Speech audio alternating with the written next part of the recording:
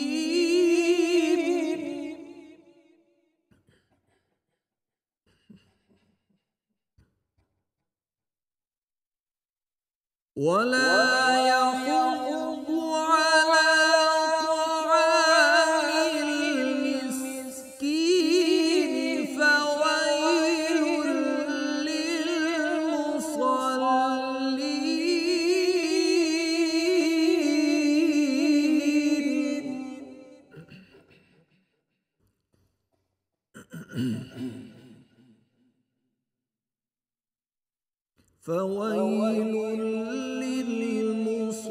للمصلين الذين هم عن صلاتهم ساهون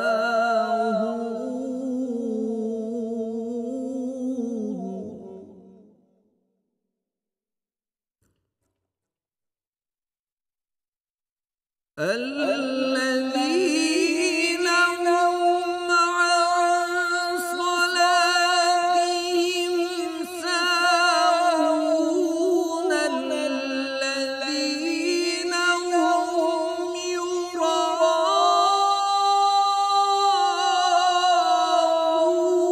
يراءون ويمنعون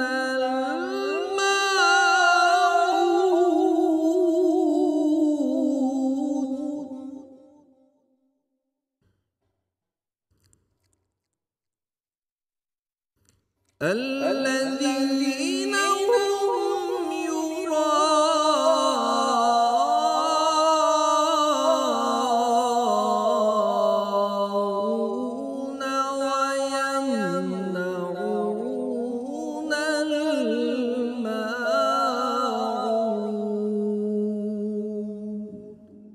صدق الله العظيم।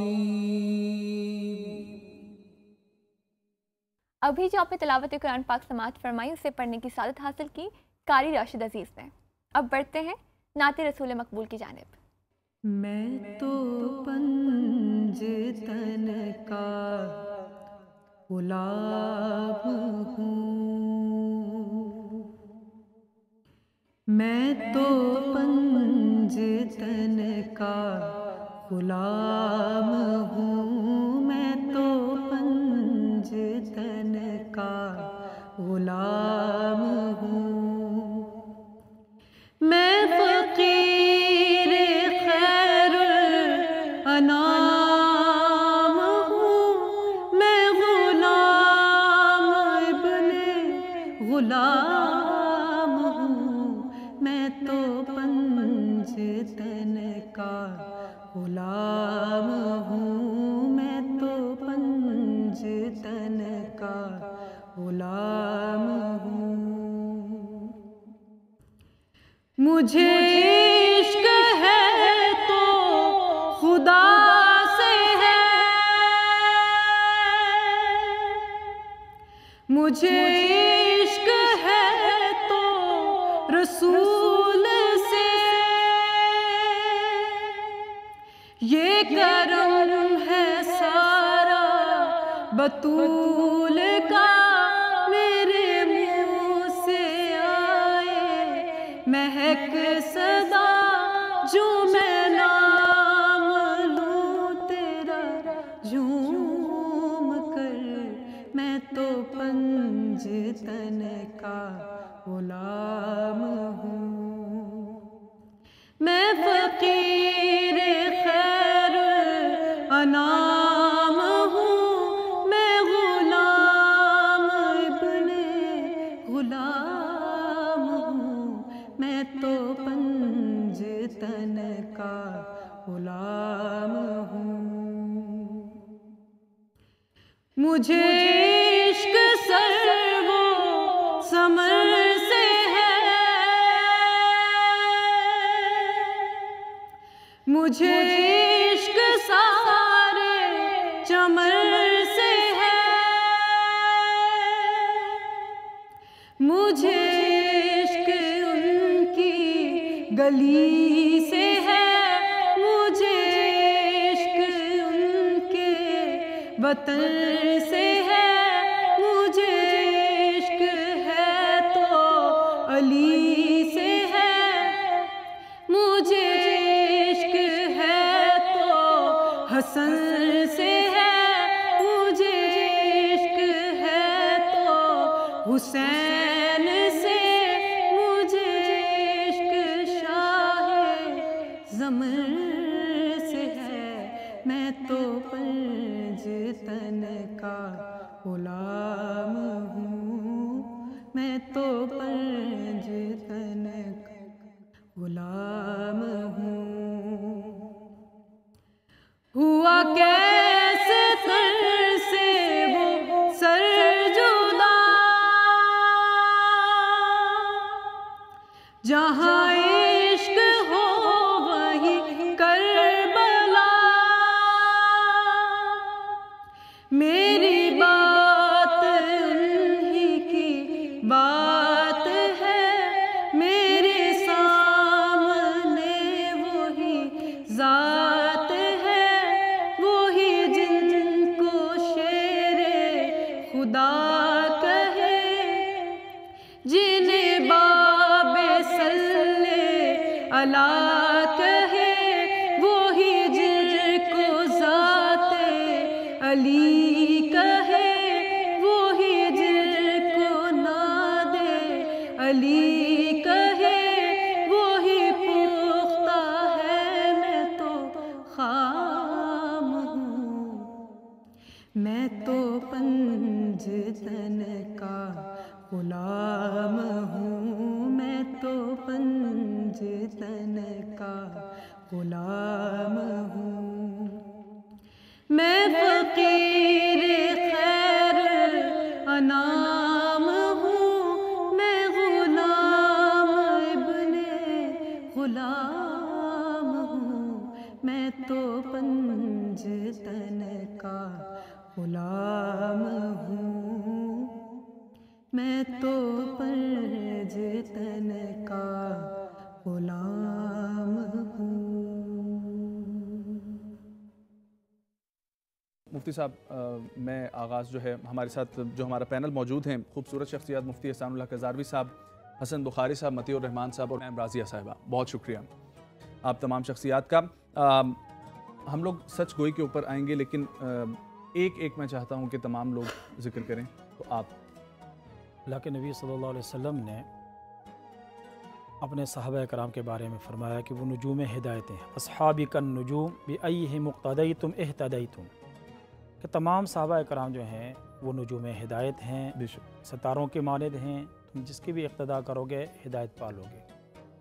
लेकिन अल्लाह तबारक व तआला ने इनके अंदर भी फ़र्क़ मरातिब रखा है, और हज़रत अली रज़ी अल्लाह तआला अन्हु को कई एतबार से इम्तियाज़ हासिल है कि आप रसूलुल्लाह सल्लल्लाहु अलैहि वसल्लम की परवरिश में पलते हैं, बढ़ते हैं, आपकी तरबियत में आप जो है बड़े होते हैं, और बचपन से ही आप सल्लल्लाहु अलैहि वसल्लम पे आप ईमान ले आते हैं, और फिर आप सल्लल्लाहु अलैहि वसल्लम के ख़ानदान से आपका ताल्लुक़, घराने से ताल्लुक़, फिर आप जो है आपके दामाद भी हैं, अहले बैत में आप शामिल हैं, तो हज़रत अली रज़ी अल्लाह तआला अन्हु और चौथे खलीफा राशिद हैं।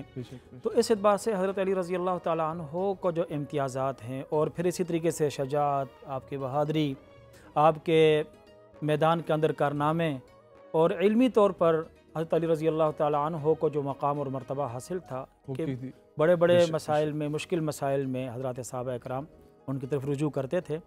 हज़रत अली रज़ी अल्लाह तआला अन्हु से किसी ने सवाल किया कि अबू बकर और उमर के ज़माने में तो इस तरह के हालात नहीं थे जो आज आपके ज़माने में हैं, तो उन्होंने बड़ा खूबसूरत जवाब ये दिया था कि उनके मुशीर हम थे और हमारे मुशीर तुम हो। तो यहीं से हसन भाई आपकी तरफ। नजम, हमारी ज़ुबानें क्या, हमारे अल्फाज क्या हैं?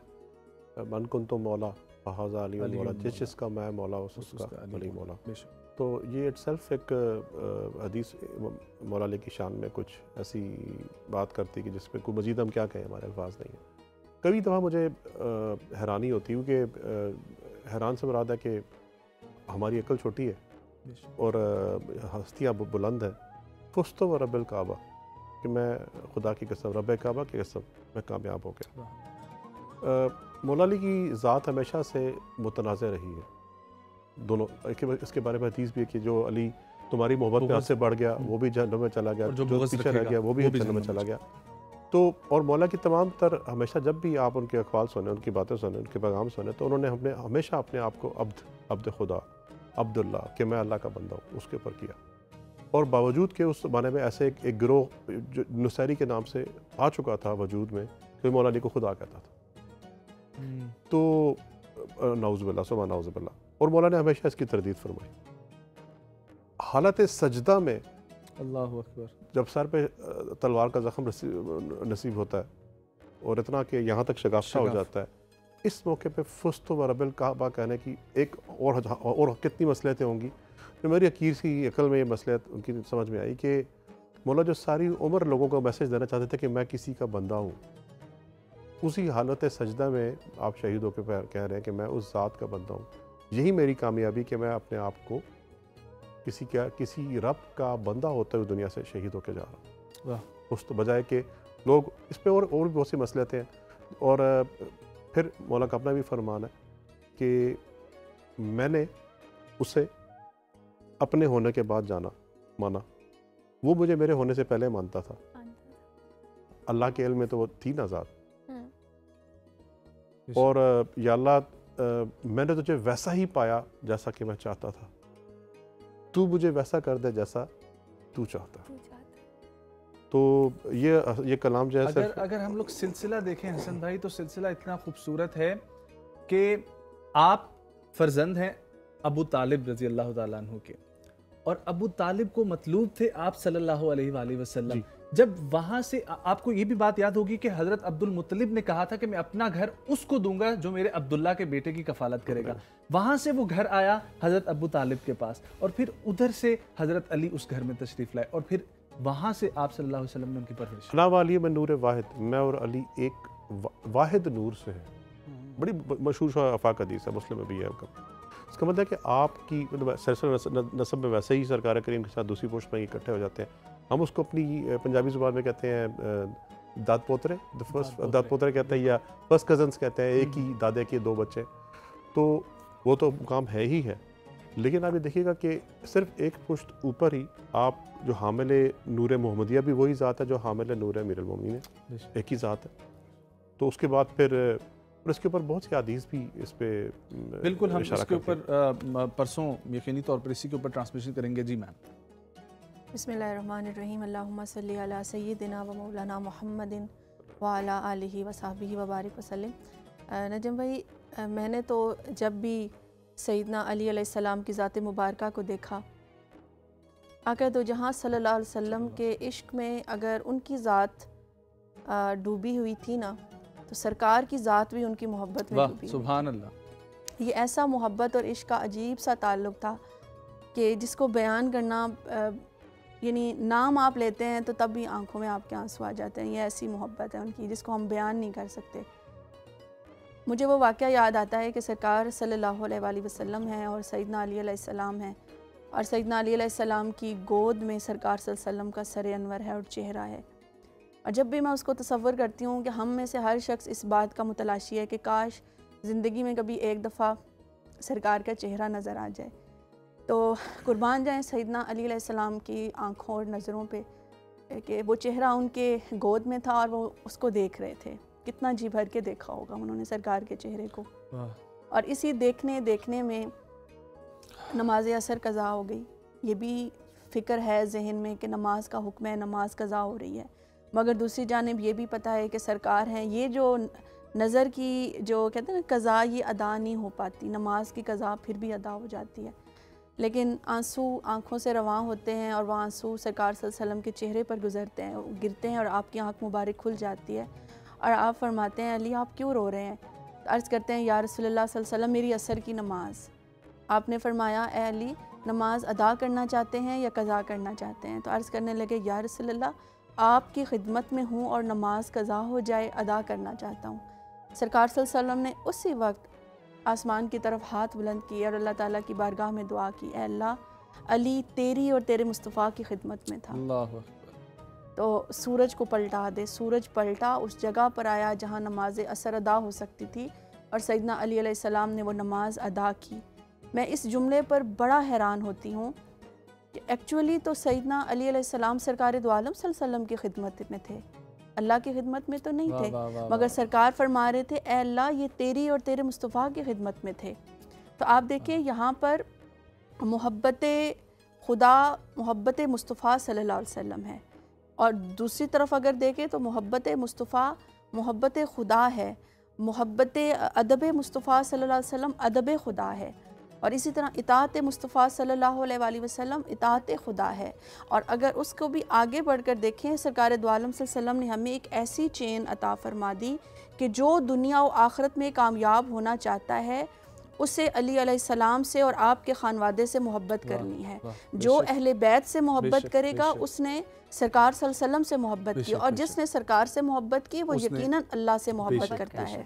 जी मतीबा, मुझे सैयदना सिद्दीक़ अकबर का वो वाक़या याद आता है कि आप तशरीफ़ फरमा थे, सैयदना अली मुर्तज़ा के चेहरे की तरफ देख रहे थे, तो साहबा ने पूछा कि हम अक्सर देखते हैं कि आप जब मजलिस में होते हैं सैयदना अली मुर्तज़ा, तो आप उनके चेहरे की तरफ चेहरा मुबारक की तरफ तो सैयदना सिद्दीक़ अकबर फरमाने लगे कि मैंने आका करीम से सुना है कि अली के चेहरे को देखना भी इबादत है, तो मैं तो इबादत कर रहा हूँ। और एक शेर, मतलब बातें बहुत सारी हैं, हम इंशाल्लाह बिल्कुल अपनी ट्रांसमिशन में करेंगे, लेकिन सिर्फ एक शेर व्यूअर्स के लिए, आप सब अहबाब के लिए, कि हिसाब रब को भी देना है दोनों आँखों का, हिसाब रब को भी देना है दोनों आँखों का, अली की याद में रोना मेरी ज़रूरत है। सुभान अल्लाह। और मुझे मैम का वो बड़ी खूबसूरत बात फरमाई मैंने, उससे बड़ा मसला हल होता है कि सरकार का फरमाना मन ज़ारा नहीं ज़ार अल्लाह, जिसने मेरी ज़ियारत की उसने अल्लाह की ज़ियारत की। कुरान पाक में वमा और मैं तज़ारा मैं तो लाकिन अल्लाह, सरकार ने तीर चलाया, आपने नहीं फेंके, आपने नहीं फेंके मेरे, तो इसका मतलब है कि आपका फेल आप अंजाम देंगे, कहेगा वो मैंने किया। आप मुलाकात सरकार से करेंगे, अल्लाह कहेगा मुझसे मुलाकात हुई। देखिए बड़ी आसान सी बात है, वो जिस्मानी वादी वजूद रखता नहीं है। वो जब भी अपनी नाखुशी खुशी का कैसे पता लगेगा अल्लाह खुश है? सरकार तबस्सुम फरमाएंगे, पता लग जाएगा अल्लाह खुश है। कैसे पता लगेगा सरकार अल्लाह ताला गज़बनाक है? सरकार के चेहरे को देखना, अगर वो गज़बनाक है अल्लाह ताला गज़बनाक है, क्योंकि उस पर हालतें नहीं हैं, उस पर तगय्युर नहीं है। बेशक बेशक फेल इंजाम सरकार देंगे। हसन भाई, वो जो अल्लाह ने फरमा दिया कुरान में, मुफ्ती साहब इसकी तायीद फरमाएंगे कि अगर मुझसे मोहब्बत करना चाहते हो तो मेरे महबूब से मोहब्बत करो, तो समझो मुझसे मोहब्बत महबूब की इताअत कर लो, समझो मेरी इताअत। अगर तुम्हें मोहब्बत का दावा है कि तुम अल्लाह से मोहब्बत करो, तुम मेरे महबूब की इताअत करो, और महबूब की इताअत करोगे अल्लाह तुमसे मोहब्बत करेगा, तुम अल्लाह के महबूब हो जाओगे। बहुत अच्छी गुफ्तगू हो रही थी, इंशाल्लाह हम इसी टॉपिक पे दोबारा बात करेंगे तफसील से। अभी हम बढ़ते हैं अपने मौजूदा टॉपिक की तरफ, जो कि है सच गोई। हज़रत सल्लल्लाहु अलैहि वसल्लम ने फरमाया कि बेशक सिद्क़ यानी सच नेकी की तरफ लेके जाता है और नेकी जन्नत की तरफ, और इंसान हमेशा सच बोलता रहता है, हत्ता कि वो अल्लाह के नज़दीक सिद्दीक लिखा जाता है। और किज़्ब गुनाह की तरफ लेके जाता है और गुनाह जहन्नुम की तरफ, और इंसान हमेशा गुनाह करता रहता है और झूठ बोलता रहता है, हत्ता कि वो अल्लाह के नज़दीक कज़ाब लिखा जाता है। हम बढ़ते हैं अपने पैनल की तरफ, लेकिन उससे पहले हम लेंगे एक छोटा सा ब्रेक। कहीं जाएगा मत, देखते रहिए माह करीम इफ्तार ट्रांसमिशन।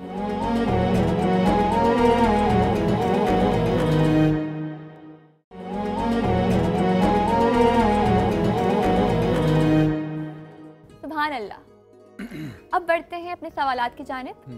मुफ्ती एहसानुल हक हज़ावी साहब, मेरा सवाल आपसे ये है कि सिद्क़ की तारीफ़ क्या है, और आयत मुक़द्दसा में हमें से क्या तरकीब मिलती है कि हम लोग कैसे सच जन्नत की तरफ लेके जाता है, जैसे हदीस मुबारक है, तो उसको थोड़ा सा एक्सप्लेन कर दें।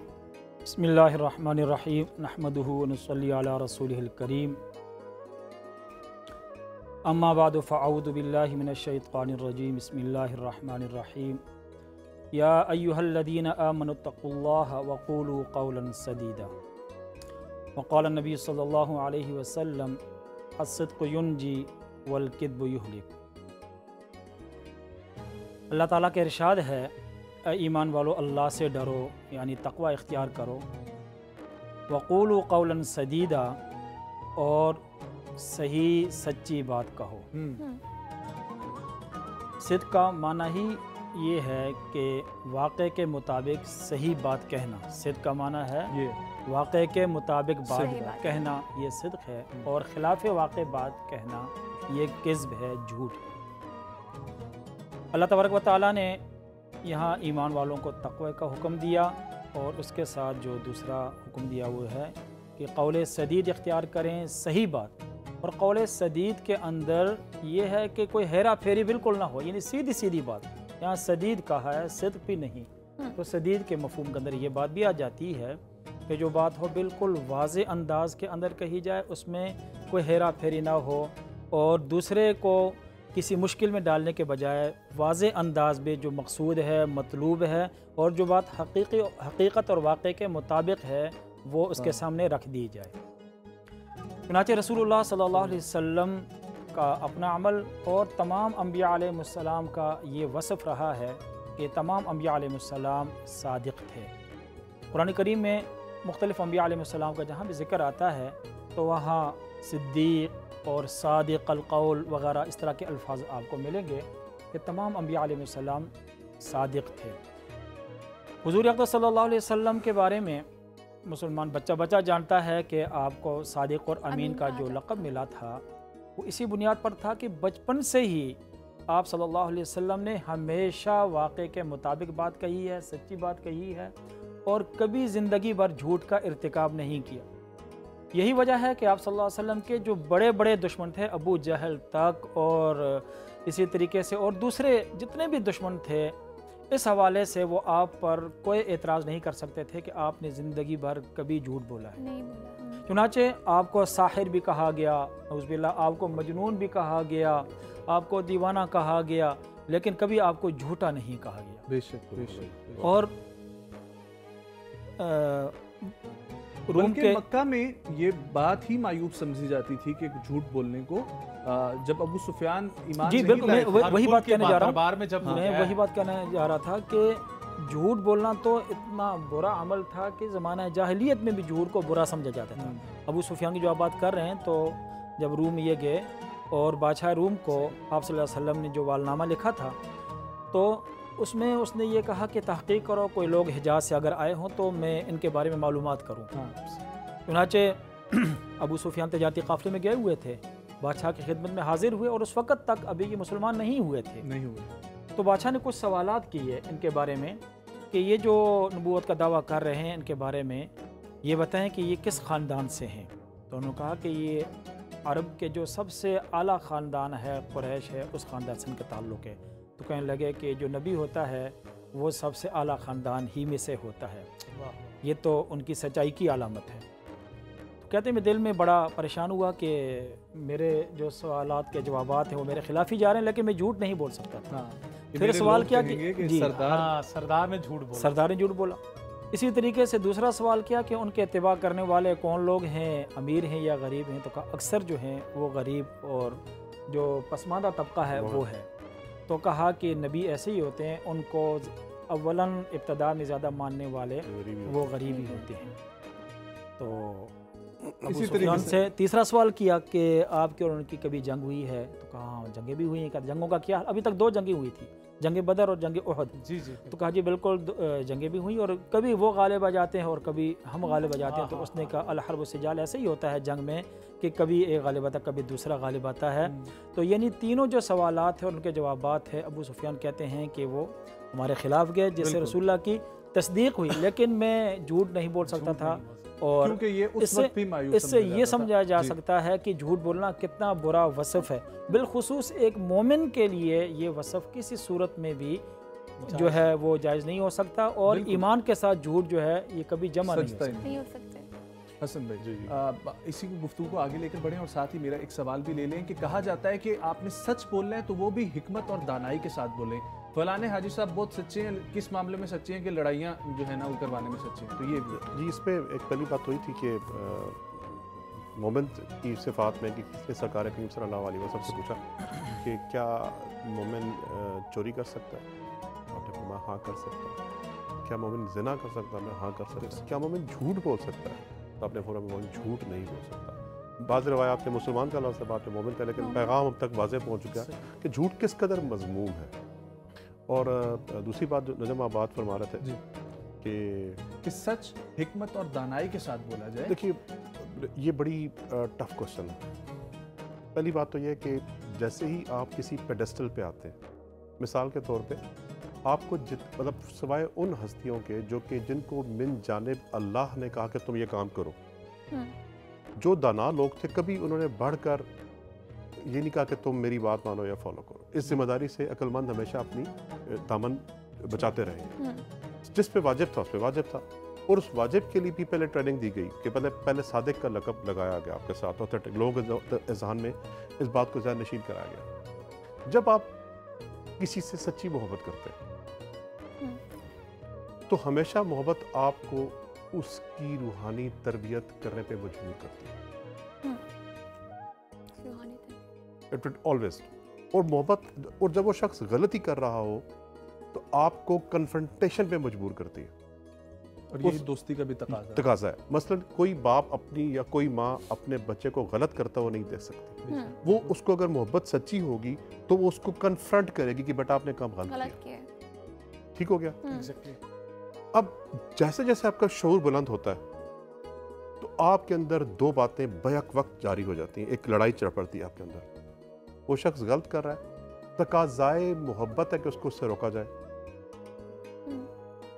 बैक वक्त आप कौन होते हैं उसको रोकने वाले? Who are you? तो कुछ वालिदैन के हद तक, दूसरे हद तक तो वो तो खुदा ने उनको एक ओहदा सौंप दिया कि आपने एक काम करना है। जब it comes to general public, कोई काम गलत हो रहा है, मैं कौन होता हूँ सोचने वाला, रोकने वाला? मैं कोई बड़ा चौधरी हूँ, मैं कोई बड़ा नासे हूँ क्या मुझ पे अल्लाह ने हुक्म नाउज़ुबिल्लाह कर दिया कि जी तो आप कोई ना, मेरे पास कोई नबूवत का अस्तगफिरुल्लाह नाउज़ुबिल्लाह को ऐसे दावे दे, तो मैं होता कौन हूँ किसको रोकने के लिए? इसके बैलेंस को आपने मेंटेन करना। इसी तरह से ये बात, अब इसका दूसरा पहलू देख लें कि कोई शख्स है वो कहता है मैं सच बोलूंगा, लेकिन अगर हर शख्स सच का अपना मेयार बना ले कि जी फलां मौके पे सच बोलना है, फलां मौके पे सच नहीं बोलना, तो इस बात की क्या गारंटी जो शख्स मेयार बना रहा है वो खुद हक पे है? और इसके साथ साथ ये भी होता है कि बहुत ज़्यादा ब्रूटल सच इस तरह से बोलते हैं कि आप किसी की दिल आज़ारी भी जी बिल्कुल। तो अब आई होप द मैसेज, थोड़ा सा मुश्किल बात है समझानी कि आपके अंदर बैक वक्त कि आपने किसी को कन्फ्रंट भी करना है और आपने उसके साथ आपने सच भी बोला। तो आप हैं कौन? आपकी या ना है, आपको बहुत बड़े हैं उससे नहीं है, हम उस जैसे ही खाती इंसान है। लेकिन दोस्त की मोहब्बत मजबूर करेगी कि आप उसको उसकी गलती बताएं। लेकिन इसके साथ साथ अब इसी बात को सच पे लेकर आ जाए कि अगर आप सच बोलते हैं तो इसके साथ साथ याद रखिएगा, अगर सच के साथ मोहब्बत नहीं होगी तो फसाद बनेगा। मोहब्बत, ये कमाल बात है, मोहब्बत नहीं होगी तो फसाद बनेगा। बेशक, ठीक है, सामने है, ठीक है। सच के साथ मोहब्बत होगा तो वो हमेशा फिर वो उसकी मुख्तलिफ पॉजिटिव सूरतें, वो इस्लाह अमल भी होगा, इस्लाह जज्बात भी होगा, इस्लाह मुआशरे भी होगा, क्योंकि मोहब्बत हमेशा तकाजा करती है रूहानी तरबियत का।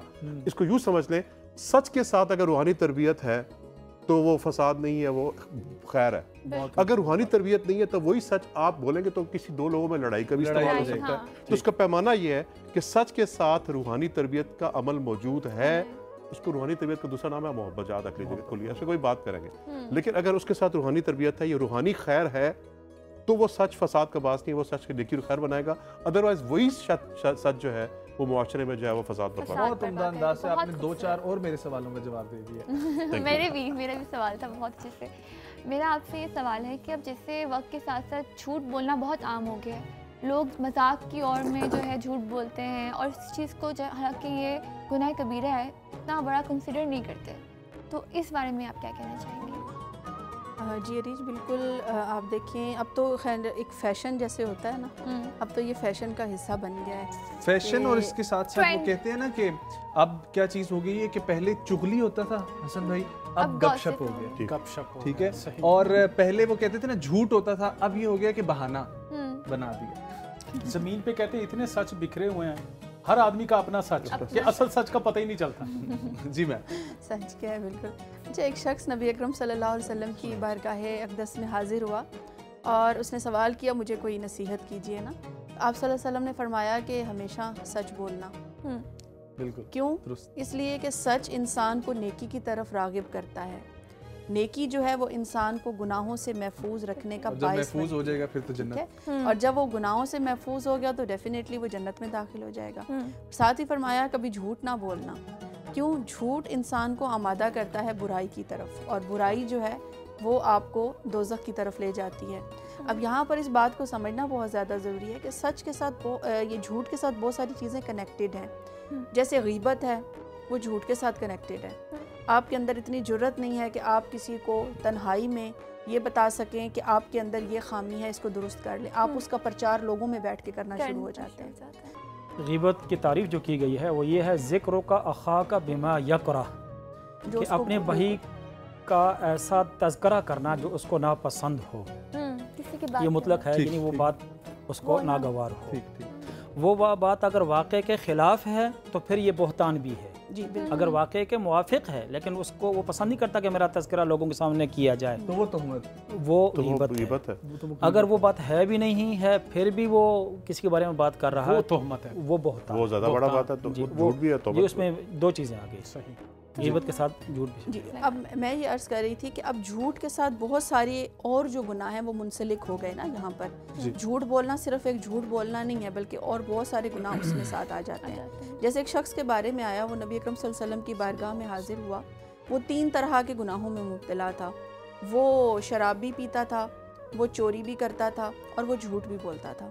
तो आप सल्लल्लाहु अलैहि वसल्लम ने फरमाया, इन तीनों में से तुम एक चीज़ अपनी मर्जी से कहो कि मैं ये नहीं करूँगा। अब उसने चुन लिया कि मैं झूठ नहीं बोलूँगा।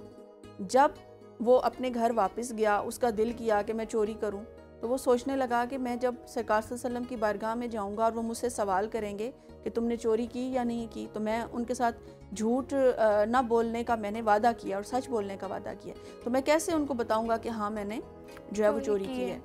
शराब की तरफ उसका जाने को दिल किया, तो वो फिर सोचने लग गया कि जब मैं सरकार सल्लल्लाहु अलैहि वसल्लम की बारगाह में जाऊँगा, वो मुझसे सवाल करेंगे तुमने शराब पी कि नहीं, तो मैं उनको कैसे झूठ बोलूँगा कि नहीं पी भी है और मैं कहूँ कि मैंने नहीं पी।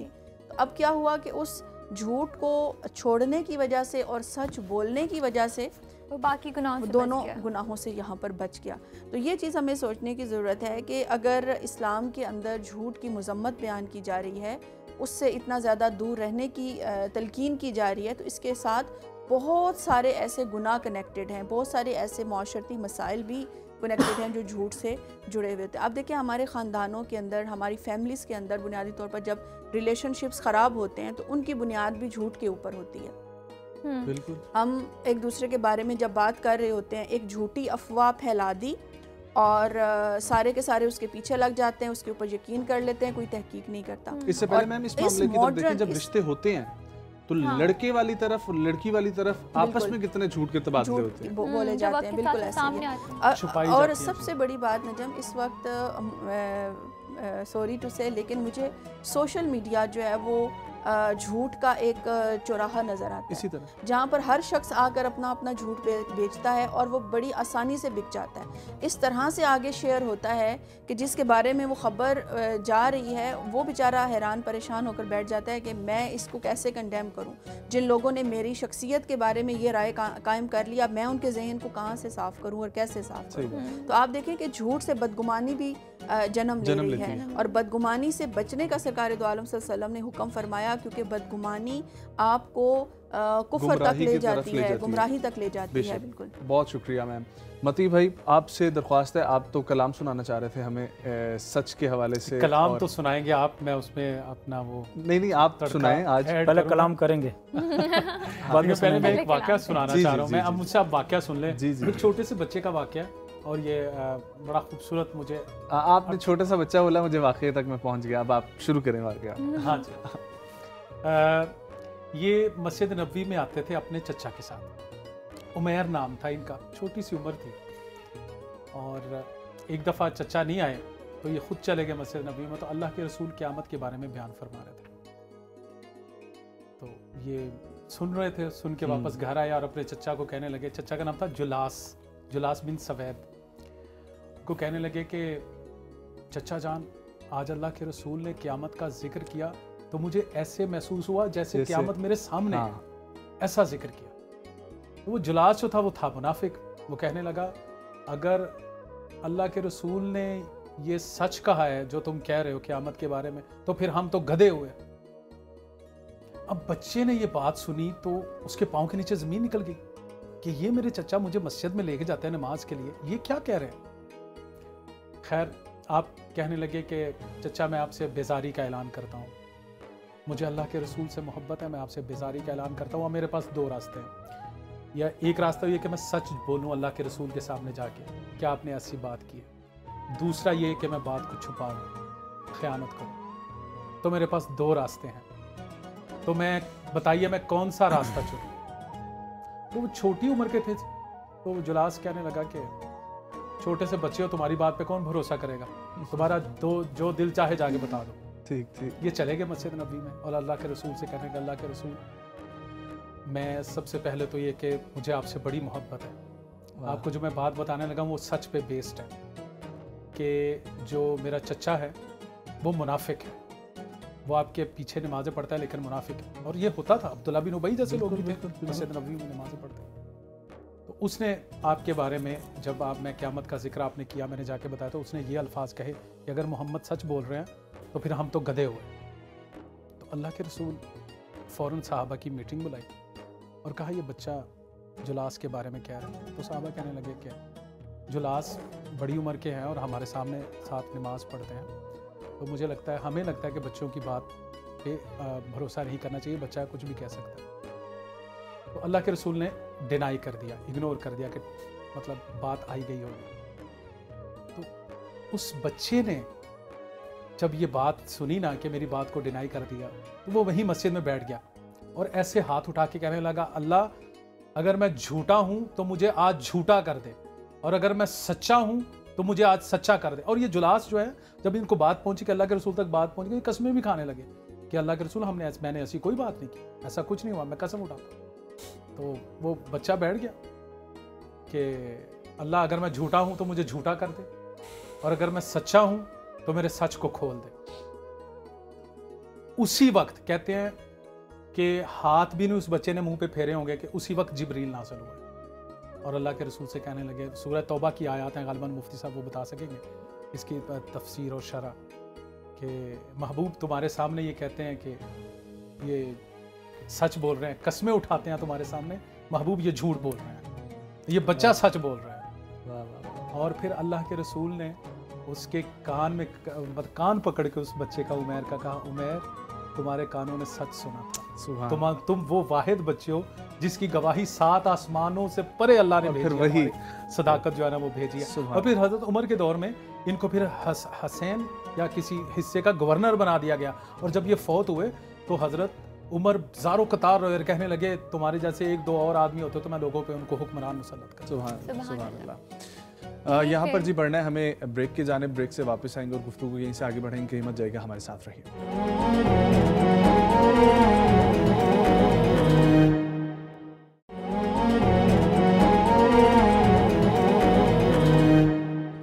माह करीम इफ्तार ट्रांसमिशन में आप सबको खुशामदीद। मैं हूँ अरीश महिउद्दीन और मेरे साथ मौजूद हैं हाफिज़ नजम साकिब। हम अपने सवालात का सिलसिला वहीं से जारी रखते हैं और मुफ्ती साहब, मेरा आपसे ये सवाल है कि इंसान कैसे झूठ से बचे और अपने अंदर खौफ खुदा पैदा करे। मेरे ख्याल में आपने सवाल के अंदर जवाब दे ही दिया कि झूठ से कैसे बचे, अपने अंदर खौफ खुदा। तो खौफ खुदा होगा तो झूठ से बचा जाएगा। चुनांचे अल्लाह ताला का इरशाद है, या अय्युहल्लज़ीना आमनु तक़ुल्लाह व कूनू मअस सादिक़ीन, तक़वा इख्तियार करो, सच्चों के साथ रहो। तो सच बोलने के लिए ज़रूरी है कि दिल में खौफ खुदा हो।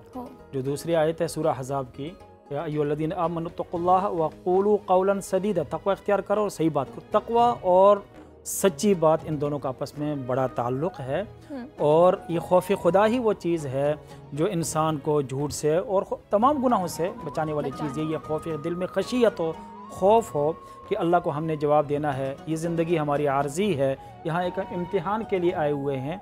और हमारे हर कौल का, हर बोल का, हर फ़ेल का हिसाब व किताब होना है। तो ये अब ये खौफ और ये फ़िक्र हमें नसीब होगी तो झूठ से बचना आसान होगा।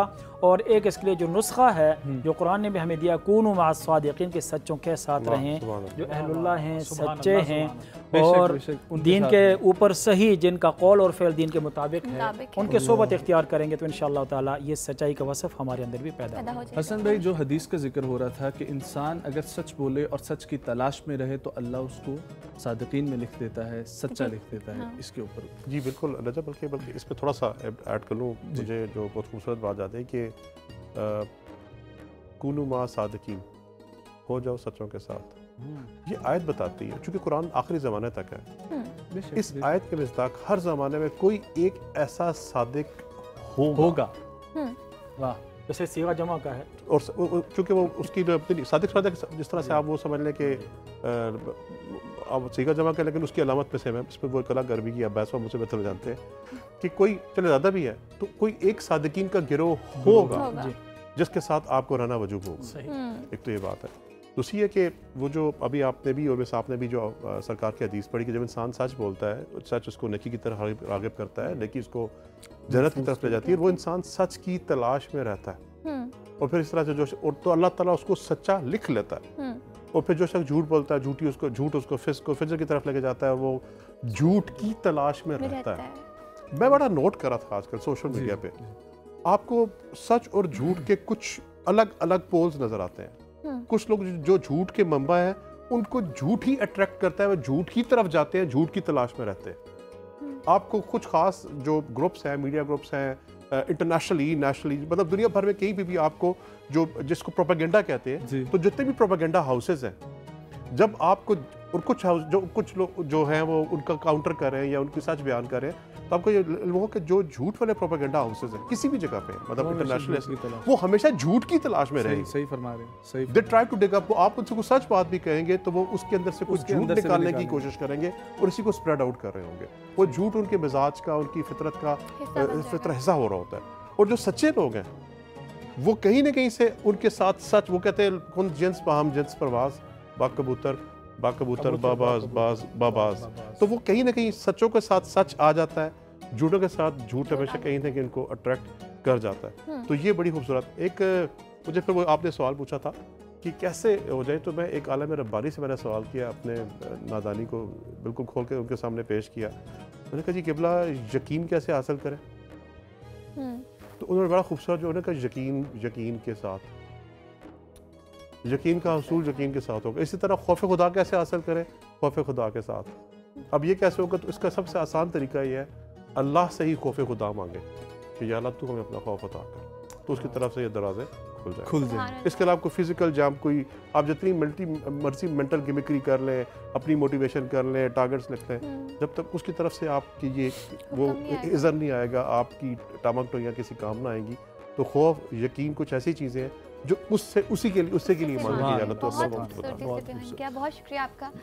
मेरा आपसे एक सवाल है कि देखिए, इंसान खुद तो एक्सपेक्ट करता है लोगों से कि वो आपसे सच बोलें, लेकिन कहीं ना कहीं हम अपनी रोज़मर्रा की ज़िंदगी में झूठ बोलते हैं। तो इसके बारे में क्या किया जाए, और फिर क्या झूठ के दर्जे होते हैं या एग्ज़ाम होती हैं, उस पर थोड़ी रोशनी डालें। अगर इसको मैं एक अपनी भी ऐड कर दूँ चीज़, कि कोई बात किसी जगह पर किसी की भलाई के लिए खिलाफ वाक़या सुनाई जा सकती है। अब देखिए कि एक आ जाती है चीज़ हिकमत ना, और एक होता है कि आप माशरे में फितना और फसाद पैदा करने की खातिर झूठ बोल रहे हैं या सच बोल रहे हैं। इवन के सच के ज़रिए भी माशरे में एक फसाद पैदा किया जा सकता है। वो कैसे? अब देखें, जो शुरू में जैसे दो मियाँ बीवी हैं, अगर आप उनके दरमियान कोई ऐसी बात कर देंगे जो है तो सच्ची, लेकिन उनका ताल्लुक़ ख़राब हो सकता है। दो अफराद हैं, दो दोस्त हैं, उनके दरमियान आप कोई ऐसी बात कर देंगे जो है तो सच, लेकिन उस सच से फितना पैदा हो सकता है, झगड़ा पैदा हो सकता है। वहाँ पर हिकमत ये तकाजा करती है कि कि झूठ भी ना बोलें, लेकिन उनको अपनी अपनी जगह पर समझाने की कोशिश भी ज़रूर करें। उनकी थोड़ी सी काउंसलिंग करने की भी ज़रूरत होती है वहाँ पर। तो बाज़ मामलात में हिकमत के साथ चलने की ज़रूरत होती है, लेकिन इसका मतलब हरगिज़ ये नहीं है कि अब हम हर मामले में हिकमत तलाश करना शुरू हो जाएं कि जिसमें कोई चीज़ नहीं भी बनती वहाँ पर भी हम कहें नहीं जी हमने तो हिकमतन बोला था। जैसे हम बहाना कर देते हैं, जैसे हमारे यहाँ जो सबसे ज़्यादा एक चीज़ राइज है वो ये है कि बहुत आसान जो झूठ एक बोला जाता है कि किसी को पंजाबी में कहते हैं लारा लगाना। किसी ने काम आपको कहा है, अब आप काम करने की पोजीशन में नहीं है, लेकिन आप उससे माजरत भी नहीं कर रहे, उम्मीद और उसको उम्मीद भी दिए जा रहे हैं। वो बेचारा भी टेंशन में भी एक तरफ है कि भाई सर से काम कहा था, कर भी नहीं रहे हैं, जवाब भी नहीं दे रहे हैं। अब ये आप उसके साथ कितना बड़ा एक जुल्म कर रहे हैं। उससे बेहतर ये है कि आसान और अच्छे तरीके से उसको मना कर दें, भाई ये काम मेरी अप्रोच में नहीं है, मैं नहीं कर सकता, आप किसी और जगह। और फिर दूसरे बंदे को भी ये चाहिए कि वो ये समझे कि ये शख्स एक इंसान है, कोई काम इसकी जो है वो नहीं होगा उसके हाथ में, वो नहीं कर सकता होगा, तो वो उसको कबूल करे उसकी माजरत को ना। अब यहाँ पर मैं सिर्फ एक हदीस मुबारक बयान करना चाहूँगी। सरकार दो आलम सल्लल्लाहु अलैहि वसल्लम ने फरमाया कि वो लोग जो हर हाल में सच पर कायम रहने वाले हैं और सच बोलते हैं, तो क़यामत वाले दिन अल्लाह ताला जब उनको अपना दीदार अता करना चाहेगा तो वो सबसे पहले कहेगा, आवाज़ आएगी, सच्चे कहाँ हैं, अहले सिद्क कहाँ हैं। और फिर अहले सिद्क को अल्लाह रब्बुल इज़्ज़त मरहबा कहेगा, खुश आमदीद कहेगा। तो आप देखिए सच बोलने की कितनी बड़ी शान है और कितनी बड़ी अज़मत है। और फिर एक ऐसा शख्स जो सारी ज़िंदगी सिद्क के दिल के साथ ये दुआ करता है कि या अल्लाह पाक तू मुझे शहादत की मौत अता फरमाना, लेकिन वो शहीद नहीं होता, उसकी जो मौत है वो समझे कि उसके बिस्तर पर ही आती है, मैदान जंग में नहीं आती। तब भी उसके बारे में कहा गया कि ऐसे शख्स को अल्लाह ताला शहीद का मकाम व मर्तबा अता करेगा। लेकिन इसके पीछे असल जो चीज़ है वो है सिद्क के दिल की सच्चाई के साथ वो अल्लाह से जब ये मौत तलब करता है। और दूसरी तरफ ऐसे भी लोग हो सकते हैं जो शहादत की ख्वाहिश इसलिए रखते हों अपने दिलों के अंदर कि हमें जो है वो नेक नामी मिल जाए, दुनिया के अंदर एक मकाम व मर्तबा मिल जाए, हम शहीद के नाम से जो है वो कहलवाए जाएं। तो उनको भी फिर अपनी नीयत को दुरुस्त करना पड़ेगा, अपने अंदर इखलास और सिद्क पैदा करना पड़ेगा। तो तब अल्लाह रब्बुल इज़्ज़त के हुजूर जो है वो उनकी उस कुर्बानी का कोई समझें कि मोल लगेगा, कोई कीमत लगेगी या उनको उसके ऊपर कोई अजर सवाब मिलेगा। सुभान अल्लाह, बहुत ही खूबसूरत अंदाज से आप सभी हजरात ने गुफ्तगू की। मती भाई की आज खुसूसी ये रिक्वेस्ट है, वो कलाम मेरे साथ पढ़ेंगे, लेकिन उन्होंने जो चूज़ किया है कलाम वो हिंदू शोरा का गालिबन जो नबी करीम सल्लल्लाहु अलैहि वसल्लम की शान में लिखे गए अशार हैं। तो आगाज़ करें। दरमियान में पढ़ता रहूँगा। अच्छा, आगाज़ मैं करूँ? जी बिस्मिल्लाह। ठीक है जी। बहुत ही मशहूर व मारूफ कलाम है और हम सब ने सुना होगा। आला हज़रत इमाम अहमद रज़ा ख़ान बरेलवी का ये कलाम लिखा हुआ है कि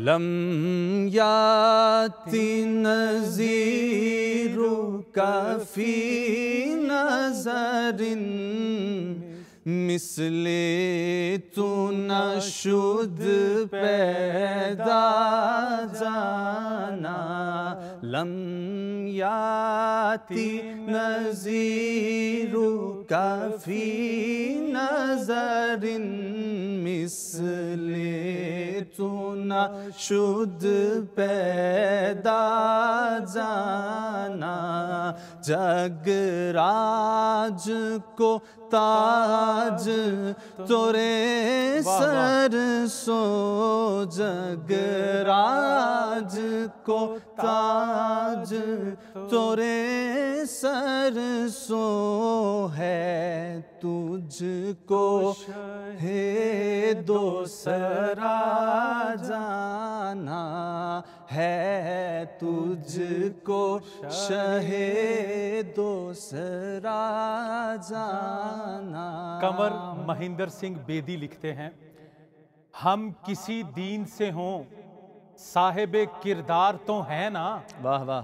हम किसी दीन से हों साहिबे किरदार तो है ना, हम सना खाने शहे हैदरे कर्रार तो है ना। हम सना खाने शहे हैदरे कर्रार तो है ना, नाम लेवा हैं मोहम्मद के तरफदार तो है ना, यानी मजबूर पे अहमदे मुख्तार तो है ना, प्यार हो जाए किसी से कोई चारा तो नहीं, सिर्फ मुस्लिम का मोहम्मद पे अजारा तो नहीं।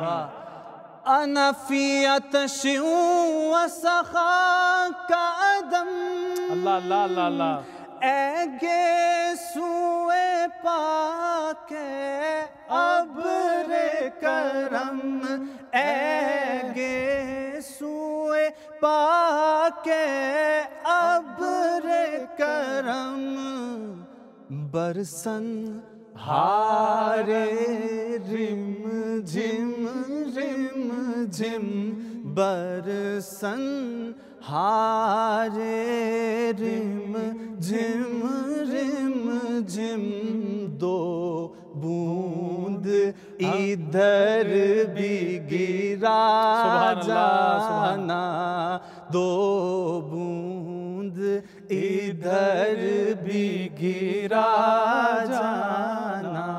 कालका प्रसाद यादेव कहते हैं, गर शम्सो कमर को कोई हाथों पे उठा ले, गर शम्सो कमर को कोई हाथों पे उठा ले, और दौलते कौनैन को दामन में छुपा ले, फिर कालका प्रसाद से पूछे कि तू क्या ले, तो नालैन मोहम्मद को वो आंखों से लगा ले। अल बहरु अला वल मौजु दगा, सुभान अल्लाह सुभान अल्लाह। अल बहरु अला वल मौजु दगा, मन बेकसो तूफा होश रुबा, मन बेकसो तूफा होश रुबा, मंजदार में हूँ या रसूल अल्लाह, मंजदार में हूँ बिगड़ी है हवा, मोरी नैया पार लगा जाना, मंजदार में हूँ अरे मोरी नैया पार लगा जाना। सब कृष्ण प्रसाद कहते हैं, बुलवाएं मुझे तैबा जो सुल्तान मदीना, बुलवाएं मुझे तैबा जो सुल्तान मदीना, जाते ही मैं हो जाऊंगा कुर्बान मदीना। बुलवाएं मुझे तैबा जो सुल्तान मदीना, जाते ही मैं हो जाऊंगा कुर्बान मदीना। अब हिंदू कह रहा है कि क्यों मेरी शिफाअत में भला देर लगेगी, क्यों मेरी शिफाअत में भला देर लगेगी, क्या मुझको नहीं जानते सुल्तान मदीना। अल्लाहु अकबर, एक दफा फिर प्लीज मुकर्रर। बुलवाएं मुझे तैबा जो सुल्तान मदीना, जाते ही मैं हो जाऊंगा कुर्बान मदीना। क्यों मेरी शिफाअत में भला देर लगेगी, क्या मुझको नहीं जानते सुल्तान मदीना। अर्रूह फिदा का फज़द हर का, यकशोला दिगर बरज़न इश्का, यकशोला दिगर बरज़न इश्का, मोरा तन मन धन सब फूंक दिया, मोरा तन मन धन सब फूंक दिया, ये जान भी प्यारे जला डाना, लम याति नज़ीरु कफ़ी नज़रिन, मिसले तो न शुद पैदा जाना। किसने जर्रों को उठाया और सहरा कर दिया, वाह। किसने जर्रों को उठाया और सहरा कर दिया, किसने कतरों को मिलाया और दरिया कर दिया, किसने कतरों को मिलाया। बहुत ही खूबसूरत। और अब बढ़ते हैं अगले सेगमेंट की तरफ। किचन से में आप सबसे मुलाकात होगी। अरीज, क्या कहेंगी? मैं ये कहना चाहूँगी आखिर में कि बेशक सच कड़वा होता है, सच कहना सुनना बहुत मुश्किल होता है, लेकिन अगर हम सच को अपनी ज़िंदगी का हिस्सा बना लेंगे तो हमारी ज़िंदगी आसान हो जाएगी। लेकिन साथ साथ इस बात का भी ख्याल रखें कि आपकी सच से किसी की दिल आज़ारी ना हो। बेशक। एक छोटा सा वक्फा, हमारे साथ रहिए।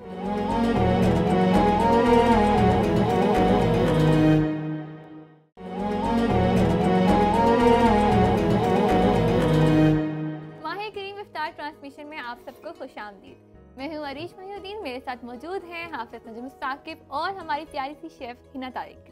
कैसी हैं आज आप? रोज़ाना की तरह बिल्कुल ठीक हूँ। आज आप क्या बनाने जा रही हैं? आज हम बनाएंगे एक पाकिस्तानी रेसिपी जिसका नाम है चिकन मखनी। नाइस। अच्छा, क्या बनाने जा रहे हैं हम लोग? Chicken makhani. Chicken makhani Pakistani recipe. ये पाकिस्तानी रेसिपी है और चूंकि हम सब पसंद करते हैं कि खाना इफ्तारी के बाद खाना हो।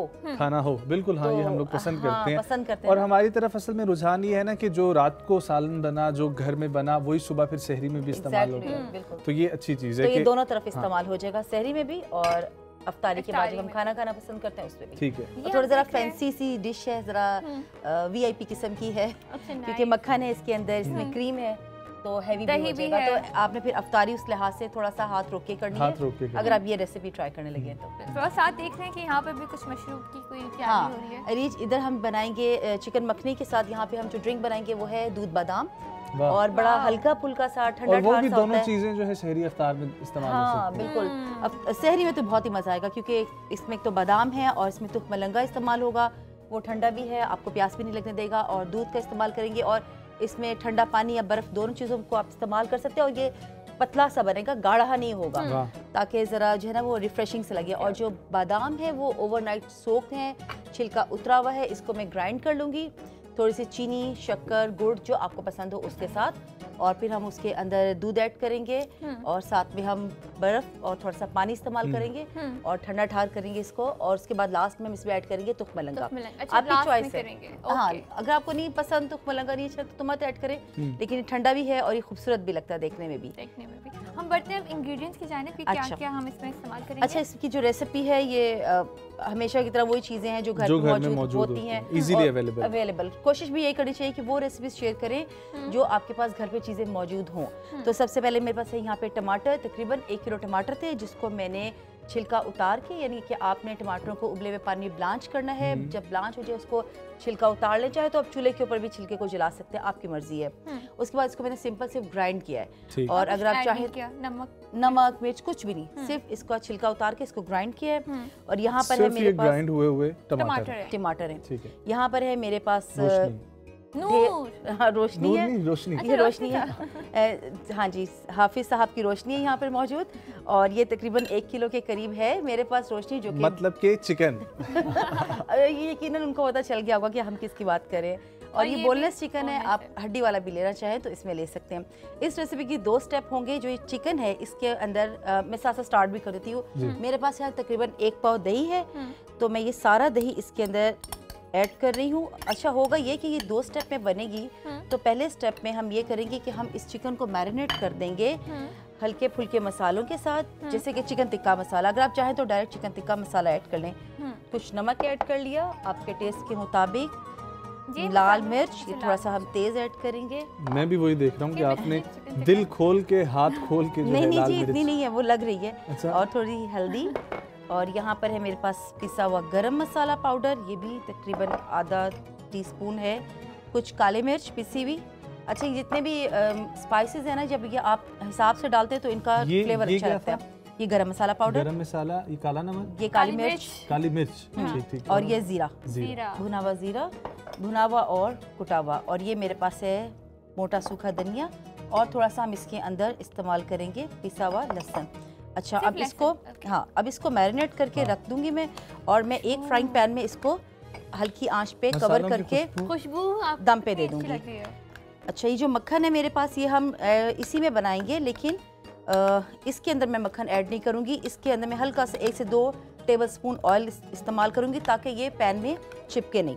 अच्छा, पहला स्टेप ये हो गया। और सेकंड स्टेप में हम ये करते हैं कि हम ये जो टमाटो प्यूरी है इसको लहसुन अदरक के पेस्ट के साथ पकने के लिए रख देते हैं ताकि ये थोड़ी सी थिक हो जाए। और जब ये थिक हो जाएगी तो हम इसके अंदर हस्बे जायका जितने भी हमारे स्पाइसेस हैं वो ऐड करेंगे। और उसके बाद ये चूँकि चिकन पक चुका होगा तो हम इसको लास्ट पे इसमें ऐड करेंगे। उसके बाद हम इसके अंदर कुछ क्रीम ऐड करेंगे, हरी मिर्चें, अदरक और ढेर सारा बटर ऊपर दोबारा से। अच्छा, मतलब ये फिलहाल एक तरह से मैरिनेट करने के लिए एग्जैक्टली। अच्छा, दोनों को स्टार्ट कर लेते हैं ताकि इकट्ठा टाइम हमारा बच जाए। और इस पैन में हम पहले कर लेते हैं चिकन को पकने के लिए रख देते हैं। अच्छा, सही। तो इसमें भी टाइम का कुछ नहीं है कि कितनी देर तक मैरिनेट करना है? इसको अंदर टाइम अगर आप दे सकते हो तो रिच दे दो ना, 10-15 मिनट 20 मिनट जितना आपके पास टाइम हो। और अगर जैसे कि आपको पता है कि आपने कल ये बनाना है तो आप इसको एडवांस प्रेप करके फ्रिज में रख लो। इसी तरह टमाटो की प्यूरी बना ली आपने, इसको मैरिनेट करके रख दिया तो वो जल्दी बन जाता है और टाइम भी बच जाता है। बल्कि करना भी यही चाहिए, इससे जायका और ज़्यादा अच्छा आ जाता है। अच्छा, अब इसको अगर आपके पास बारबेक्यू घर पे रखा हुआ है, समहाउ ऐसे होता है कि बारबेक्यू आपने किया और वो चिकन लेफ्ट ओवर है तो आप उसको भी कंज्यूम कर लें। वाह, क्या ख्याल है? और ये चूंकि प्यूरी से दो निशाने बन जाएंगे। अच्छा, इसको हम इस तरफ कर लेते हैं। थोड़ा सा मैं ऑयल इसके अंदर ऐड करूंगी क्योंकि जब हम बटर डायरेक्ट ऐड करते हैं तो बटर जल जाता है। तो आपने जब भी बटर की कोई रेसिपी बनानी है उससे पहले थोड़ा सा ऑयल डालें। एग्जैक्टली, मेरे साथ होता था ऐसा, है ना? चलो आज आप सीख लेना। अच्छा, seriously? Yes, I do cook at home. Very good. अच्छा, अब ये टमाटो प्यूरी नहीं, पहले हम इसमें थोड़ा सा गार्लिक ऐड करते हैं। टमाटर में कुछ भी ऐड नहीं किया हुआ। टॉपिक भी था कि सच बोलना है। इनसे मैंने एक दफा मजाक में कहा था कि मैं नहीं बनाती हूँ ताकि मुझे फरमाइश ना कर दे लेकर आने की। लेकिन सोनू ये हरगिज़, लेकिन अब तो आप बनाती हैं तो हमारे पास किचन भी मौजूद है और आपकी रहनुमाई के लिए मौजूद हैं। तो अगर कोई मसला हुआ ऊपर नीचे तो हम हेल्प कर देंगे आपकी। आप बनाने वाली किसी दिन आप बनाएं, आप बनाने वाली बने। ओके ओके, फिर आप खाने वाले भी बनिएगा वो जुर्रत के साथ। हमारे पास खाने वाले बहुत लोग हैं।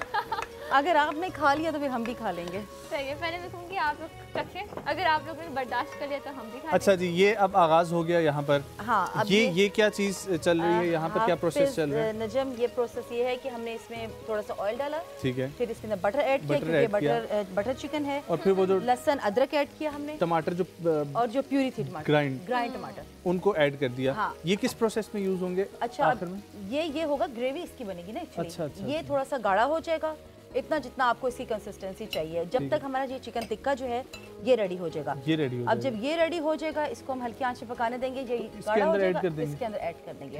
आप लोग ये करें, कुक करेंगे, फिर हम क्रीम मजीद बटर ऐड करेंगे और गार्निश करेंगे। ठीक हो गया। जब आप लोगों को जरूरत हुई आप लोग ने आवाज दे लेनी है, ठीक है? तब तक के लिए अरीज को मैं आपके पास छोड़ जाएं। हम आपको आवाज देंगे दूध बादाम की। जरूर। और अब हम लोग बढ़ते हैं जी अपने दो उदास चेहरे इस वक्त मौजूद हैं मेरे साथ। इनसे पहले तो ये मैं पूछना चाहूँगा कि ये उदास कौन है? कल भी मुलाकात हुई थी और आगे भी हमारे साथ मौजूद होंगी। जब उदासी का मैंने नाम लिया तो इनके चेहरों पर एक खुशी, एक मुस्कुराहट आ गई है। तो लगता है काफ़ी देर से इंतज़ार कर रहे थे। पहले जिस तरीके से उलमा के सेगमेंट था, फिर हम लोग किचन पे आए और अब मेरे साथ मौजूद हैं शेहान आकाश और डॉक्टर कशफ हुसैन साहिबा। आप कैसे हैं दोनों? अल्हम्दुलिल्लाह ठीक हैं। आप उदासी क्यों छाई हुई थी? उदासी बिल्कुल, ये जो आप हमारे साथ कारनामा करते हैं इसकी खुशबू और ये सारी चीज़ें, तो अब टाइम जो है महसूस होना शुरू हो जाता है। अच्छा, खुशबू तो आती है लेकिन खुशबू के साथ साथ यहाँ पर सेक भी आ रहा होता है। वाकई हम हैं भी बहुत करीब। रोजे की हालत में ऐसा जो है ना बर्दाश्त करना बड़ा मुश्किल होता है।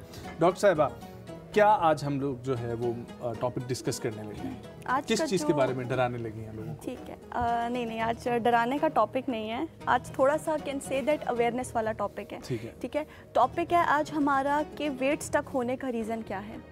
मतलब वो लोग ऐसी क्या गलतियां करते हैं, वो बहुत ज़्यादा जतन कर रहे होते हैं, बहुत कोशिश कर रहे होते हैं, लेकिन फिर भी वो क्या करते हैं, वेट उनसे कम नहीं हो रहा होता। ठीक है, इसको कहते हैं वेट स्टक हो जाना। तो ऐसी क्या वो उन्होंने हैबिट्स अपनाई हुई होती हैं। ठीक है, सबसे पहली बात जो एक कह सकते हैं गलत फहमी भी है लोगों को, ये व्यूअर्स बहुत गौर से सुने, बहुत कम खाना या ना खाना भी एक वेट स्टक का रीज़न हो सकता है। अच्छा, हाँ जी, बहुत ज़्यादा मतलब बहुत कम खाना और ना खाना अभी कैसे पॉसिबल है? मतलब हाँ जी, ये ऐसे होता है। मैं अब इस बात को प्रॉपर आपको बताती हूँ ये कैसे हो सकता है। देखिए जब यहाँ पर तो डाइटिंग इस नाम पे भी चल रही है। हाँ, 16-16 और 15-15 घंटों की जो डाइटिंग होती है उस पर भी आप अपना वेट कम नहीं कर सकते हैं। ठीक है, एक तो होता है कि अगर आप ओवर ईटिंग कर रहे हैं उससे तो यकीनन आपको एक्स्ट्रा कैलोरीज मिल जाती हैं, बॉडी में सेव हो जाती हैं। लेकिन जब आप खाना नहीं खाते ना, आपकी बॉडी को जो एडिकेट अमाउंट जो आपकी बॉडी को खाना चाहिए होता है, ठीक है, जब आपकी बॉडी को वो नहीं मिल रहा होता, ठीक है, तो आपका जो मेटाबॉलिज्म जो है ना वो खुद ब खुद स्लो डाउन हो जाता है। मेटाबॉलिज्म क्या होता है? मेटाबॉलिज्म वो प्रोसेस है जो हमारे खाने को एनर्जी में कन्वर्ट करता है। हाँ जी, मेटाबॉलिज्म, ठीक है। जब हमारी बॉडी को वो एनर्जी ही नहीं मिल रही तो फिर फैट्स और कैलोरीज कैसे बर्न होंगी? वेट ने तो वहीं पे स्टक हो जाना है। तो ये बहुत मतलब मैं सबको ये कहना चाहूँगी कि आप लोगों ने जो है वो खुद को स्टारवेशन पे नहीं रखना, खुद को बहुत ज़्यादा भूखा नहीं रखना, वरना आप लोग जो है ना वो वेट कम नहीं कर पाएंगे। अगर कोई बंदा छोटे छोटे वक्फे के बाद थोड़ी इनटेक करे, हाँ, उसके बारे में क्या है कि वो उसका यही है कि कितने मील्स होने चाहिए? हाँ, ऑफिशियली जो न्यूट्रिशन में जो है ना वो दिन में 6 मील्स हैं, ठीक है। वैसे तो 3 मील्स कंसिडर किए जाते हैं, ब्रेकफास्ट, फिर लंच और फिर डिनर। अगर लेकिन न्यूट्रिशन में जो है वो 6 मील्स हैं। कैसे? पहले आप कर लें ब्रेकफास्ट, 11-12 बजे के टाइम आप ले लें ब्रंच कर लें, फिर आप लंच ले लें, फिर 4-5 बजे के टाइम आप ले लें टी टाइम, और फिर आप ले लें रात को खाना। बेड टाइम में मोस्टली जो होती है वो दूध या फिर आप कोई मीठा ले लेते हैं, ठीक है। इसके लिए इसके पीछे भी एक रीज़न है। अगर फॉर एग्जांपल आप जो ब्रंच टाइम और टी टाइम नहीं ले रहे, आपने सुबह की 8 बजे नाश्ता, आप निकल जाते हैं अपने काम पे, आप चले जाते हैं कॉलेज स्कूल चले जाते हैं, जब आप 2 बजे आते हैं घर, आप बहुत भूखे हुए होते हैं, आप ओवर ईटिंग कर लेते हैं, ठीक है। जब आप 11-12 बजे टाइम आपने हल्का सा कुछ भी खाया होगा ना, तो आप बहुत ज़्यादा भूख की हालत में नहीं होंगे। तो ऐसे क्या कर सकते हैं आप? कंट्रोल कर सकते हैं खुद को, ठीक है। तो ये भी एक बहुत इंपॉर्टेंट पॉइंट है। होता है कि हम लोग सहरी के टाइम तो चलो सही करते हैं, लेकिन अफ्तारी के टाइम में बहुत ज़्यादा एक साथ इंटेक कर लेते हैं, ओवर ईटिंग में आ जाती है। तो ये बहुत ज़रूरी है कि आपने अपना कोई भी मील स्किप नहीं करना। ये मैं नहीं कह रही 11-12 बजे के टाइम आप बैठें और आप रोटियां खाएं, पराठे खाएं, नहीं। आप अपने पास थोड़ा सा ड्राई फ्रूट्स रख सकते हैं, आप 2-4 बादाम ले लें, 2-3 काजू ले लें, ठीक है, आपने वो खा लिए। अच्छा, ठीक है। तो शिहान मुझे ये समझाएं कि हमें ये कैसे खुद पता चलेगा कि हम अपनी मिकदार से ज़्यादा खा रहे हैं? असल में इसमें नजम बड़ी आसान सी चीज़ है।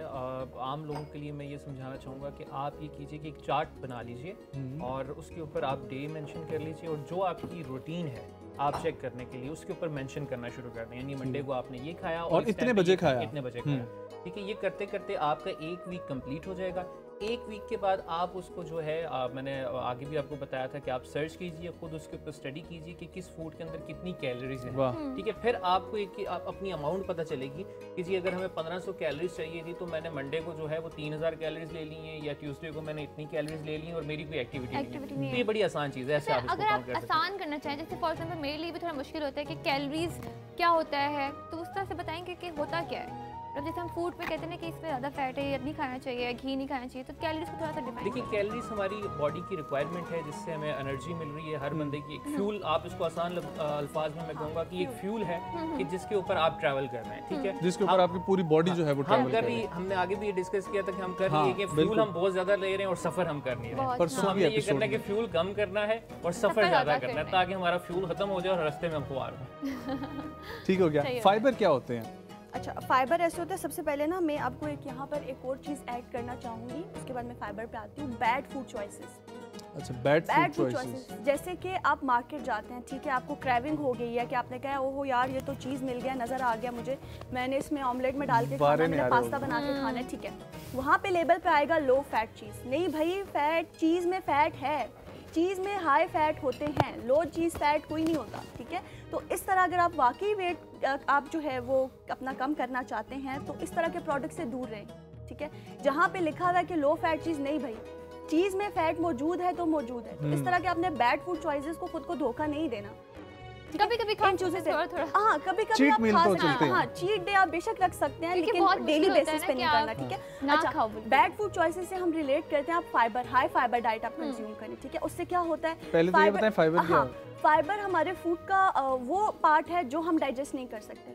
अल्लाह ताला ने हमारे जिस्म में ऐसा कोई एंजाइम नहीं बनाया, ऐसा कोई गैस्ट्रिक जूस या इंटेस्टाइनल जूस नहीं बनाया जो फाइबर को जो है वो हजम कर सके। लेकिन इसके बावजूद फाइबर हमारे जिस्म में बहुत ज़्यादा अहम फंक्शन जो है ना वो अंजाम दे रहा है। जैसे सबसे पहले आ जाता है भूख। हमें जब हम फाइबर खाते हैं, जब हम फाइबर लेते हैं, उससे क्या होता है, हमारा मैदा क्या भरा लगता है, ठीक है। एक धोखा देने वाला सिस्टम है ना, मैदे को भी पता है अभी भूख नहीं लग रही, आप एनर्जाइज भी फील कर रहे हैं, और क्या हो रहा है, साथ साथ फाइबर आपका जो है ना वो डाइजेस्टिव सिस्टम भी साफ कर रहा है जेल की फॉर्म में। कॉन्स्टिपेशन जिन लोगों को होती है उनके लिए फाइबर बहुत ज़्यादा अच्छा है, ठीक है। तो फाइबर ही होता है। बैड फूड चॉइसेस के बदले आपको चाहिए आप वेजिटेबल्स कंज्यूम करें, आप फ्रूट कंज्यूम करें, तो ये बहुत अच्छे हैं। ऑर्गेनिक की तरफ से भूखे रहने से अच्छा आप फाइबर खाएं, क्योंकि फाइबर एज ए सेट के आपकी बॉडी में डाइजेस्ट, इसीलिए ये सैलेड जो है ये रिकमेंड किया जाता है, बहुत ज़्यादा ज़रूरी है। और दिन को हमने देखा, फिर मैं ये भी आगे चल के किसी एपिसोड में या आज के एपिसोड में पूछूंगा कि क्यूकम्बर वाटर और ये इस तरफ जो लोग जाते हैं, डिटॉक्स वाटर वाली तरफ आ जाते हैं ना, बॉडी को फिल्टर। मैं आऊंगा इस तरफ डॉक्टर साहब, आऊंगा। मुझे ये बताएं, जब इंसान जिंदा होता है तब तो खा रहा होता है, खुल के खा रहा होता है, और जिंदा से मेरी मुराद जब हम जाग रहे होते हैं, तो जब हम सो जाते हैं तो सोने से ये जो स्लीपिंग पैटर्न है इससे भी फर्क पड़ता है वेट पे? बिल्कुल पड़ता है। देखिए, एक तो सबसे पहले आप स्ट्रेस फ्री रहें। आपके स्ट्रेस से भी बड़ा इसका रोल है कि अगर आप स्ट्रेस में हैं तो तब भी आपका वेट गेन होता है। और दूसरा, अगर आपको प्रॉपर रेस्ट नहीं है, सोते तो हम हैं लेकिन हम प्रॉपर नींद नहीं लेते हैं, जो मेडिकली कहा गया है कि आपकी 6 घंटे की या 8 घंटे की नींद हो, आप वो नहीं करते हैं। अब उससे होता ये है कि आसान अल्फाज में कि आपने कोई भी मशीनरी या गाड़ी है आपके पास और आप उसको इस्तेमाल किए जा रहे हैं, जैसे ग्राइंडर है, अभी इसके अंदर जो कुकिंग हो रही है, आप इसको अगर ऑन करके छोड़ दें और बंद ना करें तो एक टाइम आएगा कि वो जल जाएगा।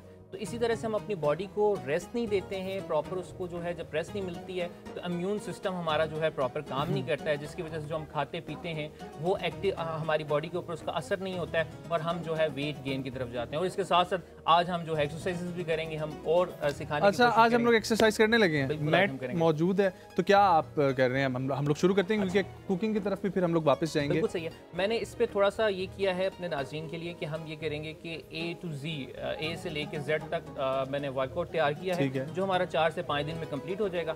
ज़्यादा हम नहीं करेंगे, हर रोज़ 3 से 4 वर्कआउट करेंगे। और मैं सबसे ये कहूँगा कि एक पेन कागज़ वो ले लें और डेली वो लिखना शुरू कर दें कि ये वर्कआउट है, और 5-6 दिन में उनके पास एक अच्छा A to Z प्लान जो है होगा, और वो से वो बिस्मिल्लाह करें जी। इस टेबल को थोड़ा सा इधर कर देते हैं और चेयर को भी थोड़ा सा मुझे किस तरह की, मतलब मेरे बॉडी टाइप के लोगों को किस तरह की एक्सरसाइज करनी चाहिए?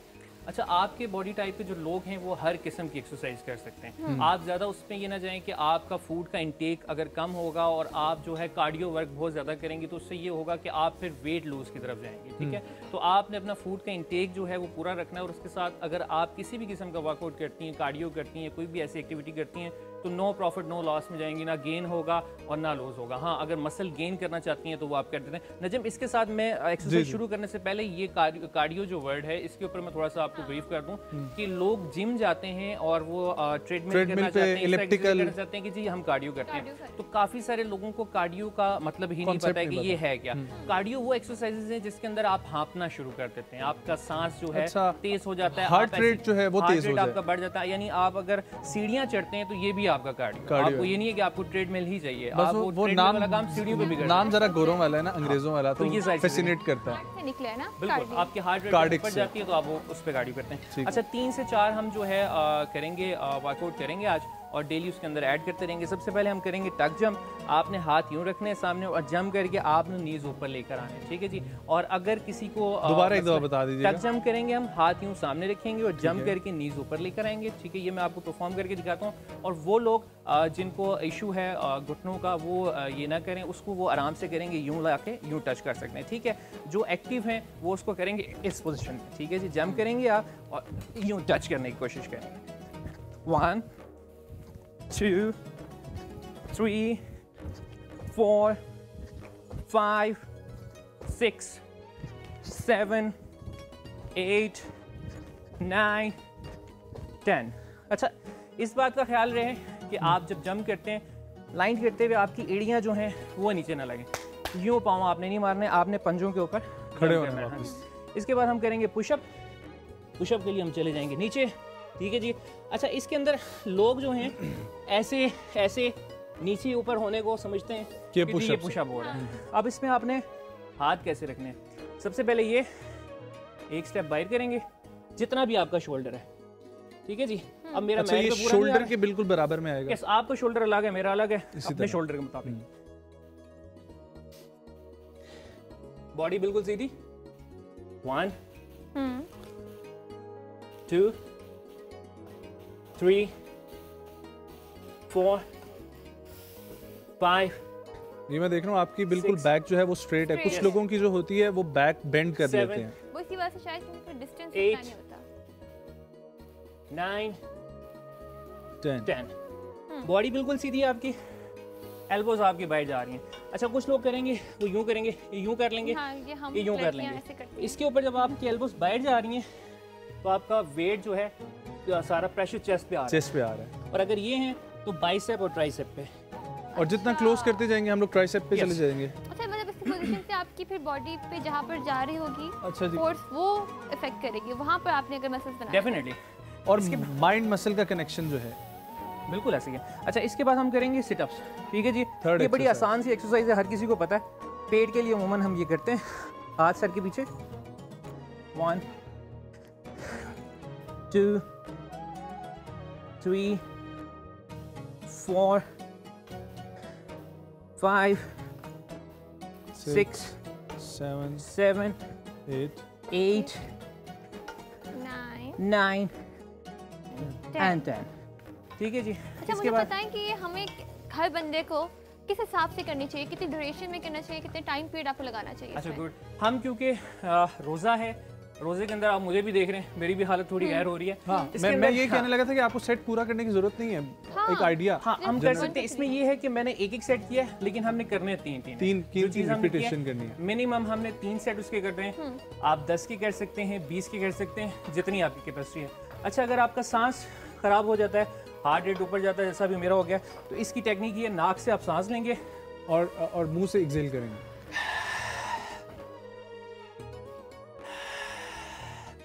वाह, ठीक हो गया। ये 4 से 5 दफा करेंगे आप, बिल्कुल आप इसमें रिलैक्स हो जाएंगे। ठीक है जी। इसके बाद हम आ गए ट्रेड पे स्क्वाट्स में। स्क्वाट्स के लिए पाँव हम थोड़े से खोल लेंगे, पंजे थोड़े से बाएं और ये सीधा 1। अच्छा ये लोग सही करते नहीं है। हाँ। ये बताना बहुत जरूरी है। एक दो लोग करते हैं कि ये नीज यूं बाहर ले जाते हैं, कमर यूं होगी और यूं करके करेंगे, इसका कोई फायदा नहीं है। ठीक है जी। कमर आपकी बिल्कुल सीधी है, हिप को आप बाहर निकाल रहे हैं, नीज आपके जो पाँव के पंजे हैं, हाँ, बस वहां तक जाएंगे, उससे आगे नहीं निकलेंगे। ठीक है, ये देखेंगे आप और पूरा आप चेयर वाली पोजीशन में नीचे जा रहे हैं। 1 2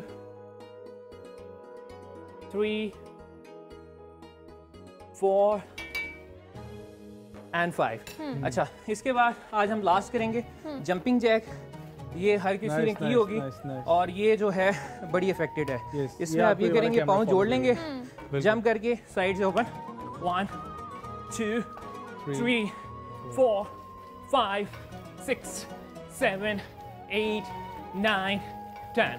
ठीक है जी। अच्छा अब मुझे प्लीज आप बताइएगा कि जो आपने एक्सरसाइजेज आज बताई हैं उनके क्या क्या फायदे हैं, किस किस चीज़ के लिए आपको यूज़ करनी चाहिए? अच्छा ये तमाम एक्सरसाइज हमारी कार्डियो में आ रही हैं। आप मेरी हालत देख रहे हैं। हाँ, जितना आपका हार्ट रेट ऊपर जाएगा उतना आपके लिए अच्छा है, उतना आपका फैट बर्न होगा। डन हो गया। एक लास्ट सवाल, स्किपिंग मील का कॉन्सेप्ट क्या है? आपने बोला कि 6 मील पूरे करने हैं, तो ये स्किपिंग मील का साथ कॉन्सेप्ट क्या है? स्किपिंग मील का कॉन्सेप्ट यहीं पर ये आता है कि फॉर एग्जांपल अगर आप अपना मील मिस कर रहे हैं, ठीक है, तो वही बात है, आपकी भूख की शिद्दत बहुत ज़्यादा बढ़ जाती है, तो वो फिर डायरेक्टली या इनडायरेक्टली जाता है ओवर ईटिंग की तरफ। जब आप बहुत ओवर ईटिंग कर रहे हैं तो क्या कर रहे हैं, आप अपने अंदर फैट इन्वेस्ट कर रहे हैं, तो वो फिर क्या होता है, वेट गेन हो जाता है और फिर वो स्टक हो जाता है बहुत ज़्यादा। जब आपने फैट अपने अंदर इन्वेस्ट कर लिया तो उसको बर्न करना भी जो है वो फिर बहुत मुश्किल हो जाता है। हाँ जी, बहुत शुक्रिया डॉक्टर साहिबा, बहुत शुक्रिया शेहान। और अब जो है हम लोग बढ़ेंगे अपने किचन की सेगमेंट की तरफ वापस, और किचन में वापस हम लोग दाखिल हो गए हैं। मुझे ना खानों में ये जो आपने कटी हुई हरी मिर्च डाली है ना, ये किसी के भी साथ हो, चाहे आलू कीमा हो, ठीक है, चाहे निहारी हो, चाहे हलीम हो, ठीक है, कोई भी तो हम प्रोड्यूसर्स आप कह रहे हैं बस कर दो, ठीक है, तो उसमें ये ऊपर गार्निशिंग के तौर पर या आपके सामने जब डिश में सामने परोसी जाता है खाना, हाँ, तो ये ऊपर पड़ी हो ना तो वो चार चांद मजा दुबाला कर देता है, खूबसूरत लगते हैं ना, भूख बढ़ा देता है। बिल्कुल बिल्कुल। और हरी मिर्चों से साथ वैसे ही खाना बहुत मजे का लगता है। अच्छा ये खाना डन हो गया। मैं आपको बता दूं कि रेसिपी में हमने क्या किया था, जब चिकन टिक्का पक गया था तो हमने जो टोमेटो प्यूरी गाढ़ी हो गई थी, तकरीबन दरमियानी, बहुत ज़्यादा थिक नहीं करनी, जितनी आपको कंसिस्टेंसी चाहिए, जो आप नान के साथ, रोटी या चावल जिसके साथ भी खाना चाहते हैं तो उसके अकॉर्डिंगली आपने उतना गाढ़ा करना है। फिर जो चिकन टिक्का हमने तैयार किया था वो हमने सारा इसके अंदर ऐड कर दिया। उसके बाद थोड़ा सा इसको 4-5 मिनट मज़ीद इसको हमने पकाया है। उसमें मसाले आप अपने हिसाब से मज़ीद ऐड कर सकते हैं जितने करने हो। और 2 से 3 चम्मच मैंने इसके अंदर क्रीम का ऐड किया है। टेट्रा पैक क्रीम डाल दें, नहीं है तो जो दूध के ऊपर मलाई आती है आप वो भी इस्तेमाल कर सकते हैं, वो भी ऐसे ही रिचनेस देगी। और अभी थोड़ा सा लास्ट पे हम ये बटर मज़ीद ऐड कर दें कि हमने जो बचाया था वो इसी के लिए बचाया था ताकि इसके ऊपर और टेस्ट आ सके। अच्छा, इसका टेस्ट में फर्क पड़ता है कि हम स्टार्टिंग में डालें या लास्ट में डालें? बिल्कुल फ़र्क पड़ता है। जो स्टार्टिंग में जो हमने बटर डाला ना वो तो सारा उसके अंदर मिक्स हो गया ना, अब ये जो ऊपर ऐड किया ना इससे अलग से एक टेस्ट आएगा। कल से मैं साथ क्योंकि वो फालतू है टिफिन लेकर आया। हाँ, घर जाके वो पहले घर से टिफिन लेकर आया करते थे, मैं यहाँ से जो है ना घर टिफिन लेकर जाया करूँगा। इंटरेस्टिंग। अच्छा, अब ये मैं डिश आउट करूँगी। इसके ऊपर हम थोड़ा सा कटा हुआ अदरक और हरी मिर्चें, हरा धनिया वो ऐड करेंगे। और फिर नान आप मंगवा लीजिएगा हम अफ्तारी के टाइम पे फिर इसको नान आ गए होंगे और अगर नहीं आए तो प्रोड्यूसर साहब जरूर सुन रहे हैं। और हमारे साथ बहुत लोग इंतजार कर रहे हैं यहाँ पर सेट पे कि कंप्लीट हो। अब ये हम साथ में दूसरी रेसिपी भी स्टार्ट कर लेते हैं ना फटाफट से। अच्छा, और ये अच्छा, अब हम क्या करने लगे? ये जो दूध बादाम की रेसिपी बताई थी आपको मैंने, ठीक है। अच्छा, यहाँ पर हमने इसको ग्राइंड नहीं किया तो मैं इसको इसके साथ ही ऐड कर लूँगी। मैंने इसके अंदर बर्फ़ ऐड की है और ये थोड़े से बादाम ऐड कर लेते हैं जितने हमें ज़रूरत है। और ये जितनी आपको शक्कर चाहिए तो हमने तो हिसाब से रखी हुई है। और पहले इसको थोड़ा सा ग्राइंड कर लेते हैं क्योंकि इसके अंदर बर्फ़ है और बादाम है और चीनी है। तो ये ग्राइंड होगा, फिर हम दूध ऐड करेंगे इसके अंदर और मज़ीद पानी और बर्फ़ इसको अंदर ऐड करके तब तक अरीज आप इसको डिश आउट करें। किसको क्या कर लेंगे ना? मशरूब पसंद है? एक सेकंड, किस पे डालना है? इसमें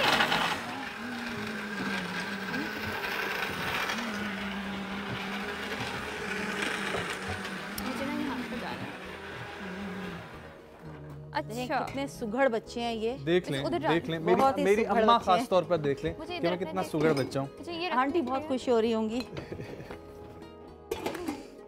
अच्छा अच्छा, मुझे ये बताइएगा कि ये जो मक्खन है ये मैं डालूं? पहले आप ये ग्रेवी वाला चिकन डालो, फिर ऊपर से मक्खन आराम से प्यार से डालना।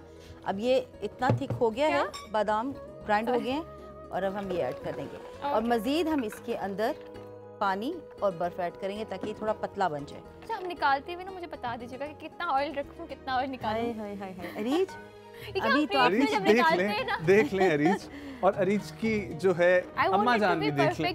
मैं चाह रही थी कि मैं जहाँ से ना कुछ सीख के जाऊँ।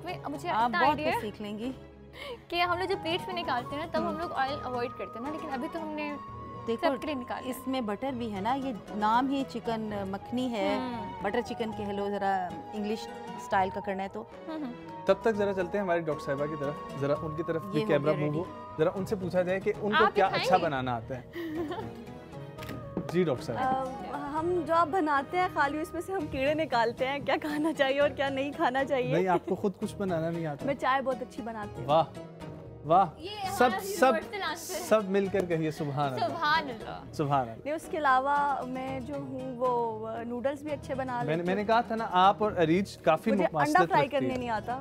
क्या बात है, आपको बॉईल करना आता है? बॉईल बहुत अच्छा करती हूँ। अब आप बताएं। अच्छा, आपको क्या आता है? मैं देख रहा हूँ ना दोनों तरफ से किसको क्या आता है, किसको क्या नहीं आती होंगी। इसके अलावा कुछ आता है तो मुझे प्लीज बताइए, हमारी इंफॉर्मेशन में इजाफा करें। मैं टिक्के बहुत अच्छे बना लेता हूँ। टिक्के हम भी बना लेते हैं। टिक्के बना लेती हैं आप? सही बात है, सही बात है। टिक्के सही तरीके से अंदर से गले हुए ना होना, वो तो फिर डिपेंड करता है आग किसने लगाई है। क्या मतलब आग किसने लगाई है? शुरू से प्रोसेस ही जो है वो आपको करना आना चाहिए। खैर, तैयार हो चुके हैं जी। तो मलंगा और इसको इसके बाद भी ग्राइंड करना है? नहीं, इसके बाद ग्राइंड नहीं करना। लेकिन जब आप घर पे बना रहे हैं इसको तो आपने इसमें ढेर सारी बर्फ ऐड करनी है ताकि अच्छा पतला सा बने। मैं तो ना जग को देख के इम्प्रेस हो रही हूँ। Very nice, I need to buy this jug. और ये जितना ठंडा मज़े का लगेगा उतना ये हेल्दी भी है। और बच्चों को तो प्लीज़ ज़रूर आप दें और आदत डालें बच्चों को इस तरह की चीज़ों की। घर पे बने हुए जितने भी ड्रिंक्स हैं काइंडली फिजी ड्रिंक से अवॉइड करें। अब मेरे घर में एक वो वाइट फिजी ड्रिंक जब आ जाती है तो मेरी बेटी पकड़ के बैठ जाती है, लेकिन इसके अलावा हमारे घर में जितने फ्रेश जूसेस बनते हैं ना, जितने ये मिल्क शेक्स हो गए या जितने भी सीजनल फ्रूट्स होते हैं तो वो सबसे ज़्यादा पसंद किए जाते हैं, हेल्दी भी होते हैं, सेहत के लिए अच्छे। वंस इन अ वीक जो है ना चीट डे है बच्चों के लिए, लेकिन नेचुरल पे बहुत जरूरी है। तो वो खुशबू तक की ठीक है ना, वो जब मुंह में आ जाती है तो फिर बिरयानी का जो एक वो है ना, पता चला ना, खत्म हो जाता, पता चला ना जरा महंगा खाना बना है।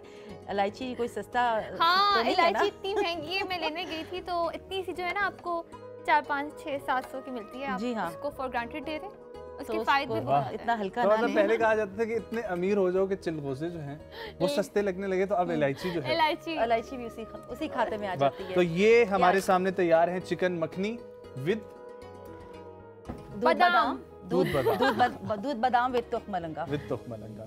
तो उम्मीद है कि आज की रेसिपीज अच्छी लगेंगी और अपनी फीडबैक दीजिएगा और बनाएं तो हमें ज़रूर बताएं कि आपको ये दोनों रेसिपीज कैसी लगी। ठीक हो गया। और हम लोग ये थोड़ा सा वो कहते हैं ना कि साफ साफ रहे। किधर है टिश्यू? कपड़ा? कपड़ा तो नहीं होगा यहाँ पर, शायद टिश्यू मिल जाएगा। आप दोनों के घर वाले देख के आज बहुत खुश हो रहे होंगे कि हमारे बच्चे कितने अच्छे हैं। वाह वाह वाह। इसको हम लोग यहाँ से साथ साथ काम कर क्लीन कर दें। नहीं, मैं कह रहा हूँ कि इतनी खूबसूरत चीज़ बनी है तो ये कैमरे पे भी ज़रा अच्छे और खूबसूरत अंदाज से पेश की जाए। और प्रेजेंटेशन के ही सारे नंबर होते हैं। वो शादी का कार्ड जो होता है ना, मुझे तो जब कार्ड आता है ना खूबसूरती देखते हैं, खाने में इंटरेस्ट होता है और उसके अलावा कार्ड देखने में। और ये आप लोग देखें, प्रोड्यूसर साहब हमारे ये भी साथ साथ कह रहे हैं कि कल आप दोनों का रिश्ता आ जाएगा। हमने तो कुछ नहीं किया, हम तो सीखने आए हैं। हाँ, और खाने के लिए आए। और ये आपके सामने मौजूद है आज की रेसिपी चिकन मखनी और दूध बादाम। Thank you so much. बहुत इजी, बहुत मजे का आपने हमें ये डिश सिखाई। कल भी हमने खाई थी अफ्तारी के बाद, बहुत मजे कोरियन। और वो सब आज जब ये सेट पर आई तो सब ने कहा कि छोड़े नहीं रेसिपी को, कल वाली बना लेते हैं रेसिपी। तो अब जमीन के नन्हे मुन्ने फरिश्तों की तरफ पढ़ेंगे, लेकिन एक छोटा सा वक्फा, कहीं मत जाइएगा, हमारे साथ रहें। बहुत शुक्रिया शेफ हिना, बहुत शुक्रिया, हमारे साथ रहें।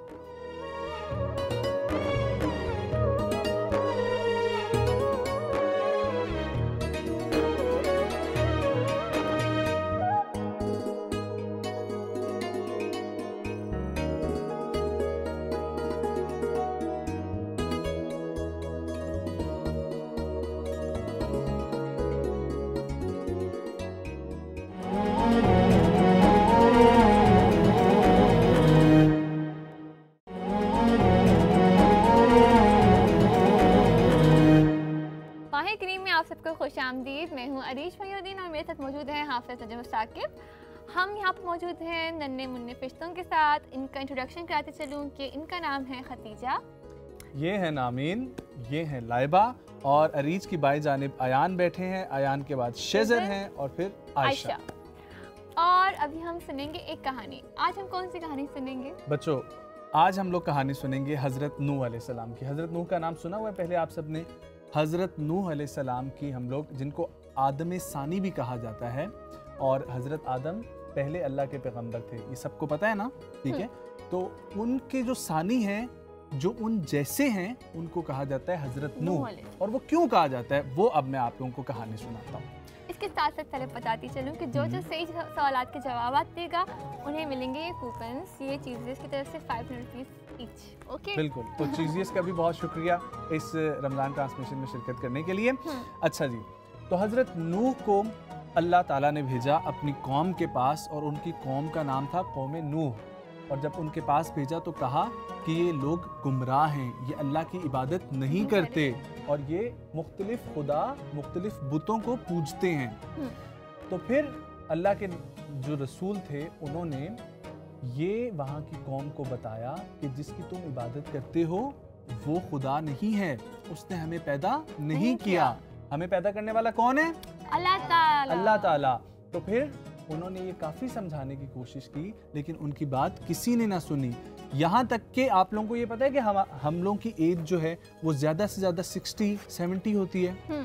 हज़रत नूह अलैहिस्सलाम की एज जो थी वो 950,000 साल तक थी। तो उन्होंने 950 साल 950 ईयर्स लोगों को ये बताते रहे कि अल्लाह एक है, अल्लाह की इबादत करो और उसके अलावा किसी की इबादत ना करो। लेकिन उनकी किसी ने बात नहीं सुनी। क्यों? क्योंकि लोग गुमराह थे, लोगों को नहीं सुनना था कि एक अल्लाह है। लोग तो सूरज निकलता था, सूरज रोशनी देता था, वो समझते थे सूरज खुदा है।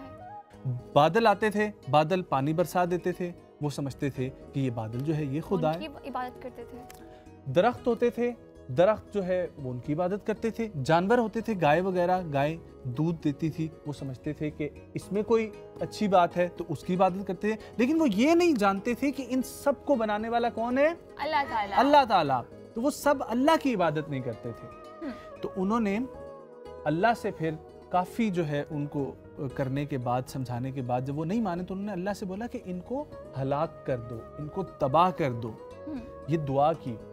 तो उसके बाद फिर अल्लाह ने एक अजाब भेजा जो पानी की शक्ल में था।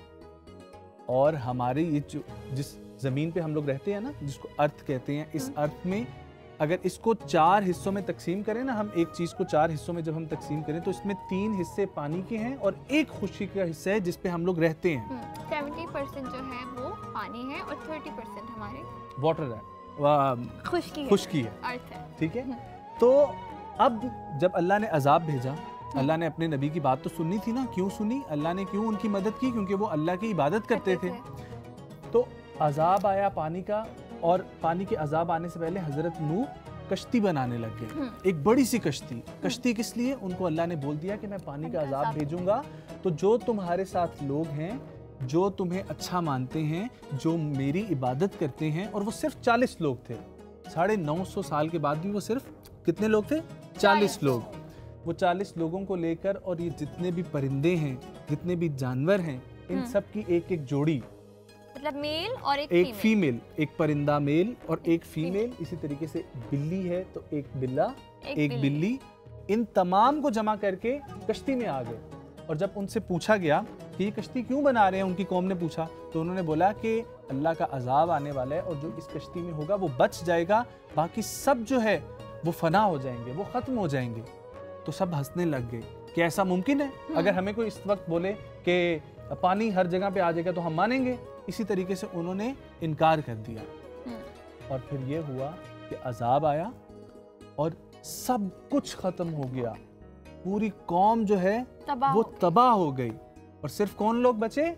जो कश्ती में सवार थे। और फिर कश्ती जोद एक जगह है, उसके मकाम पे जाके रुकी, और फिर चंद लोग बच गए, 40 लोग। और उससे पहले एक बहुत बड़ी कौम थी, कौम नूह। तो हज़रत आदम सबसे पहले इंसान थे। हज़रत आदम ने नस्ल हमारी आगे बढ़ाई और आगे इंसान आना शुरू हुए। इसीलिए आदम सानी हज़रत नूह को कहते हैं, क्योंकि उन्होंने भी चंद लोगों को बचाया, और तमाम लोग जब तबाह बर्बाद हो गए तो उसके बाद वापस वहाँ से इंसानों का सिलसिला दोबारा से शुरू हुआ। तो हज़रत नूह अलैहिस्सलाम के साथ जितने लोग थे, उन सब से अल्लाह खुश हो गया और उन सबको अल्लाह ने बचा लिया। तो इस कहानी से हमें क्या क्या सबक मिलते हैं? पहले आयशा आप बताएं। हमने किसकी कहानी सुनी है? और हजरत नूह अलैहिस्सलाम ने क्या कहा अपनी कौम से? अल्लाह की इबादत करो। अब शेजर आप बताएंगे तो उनकी कौम ने क्या किया? उनकी बात नहीं मानी। उनकी कौम ने उनकी बात नहीं मानी। अच्छा अयान, फिर उनके साथ क्या हुआ जिन्होंने बात नहीं मानी? अल्लाह का हिसाब आया। अल्लाह का हिसाब आया। नहीं, अजाब। अल्लाह का अजाब आया। और हम लोग यहाँ पर चलते हैं इन बच्चों की तरफ। तो लाइबा, कौन लोग बच गए थे? जो अल्लाह की इबादत करते थे। शाबाश। और कौन लोग बर्बाद हो गए? जो अल्लाह की इबादत नहीं जो अल्लाह की इबादत बर्बाद नहीं करते थे। और वो किस तरीके से बच गए थे खदीजा? कैसे बचे जो लोग बच गए थे?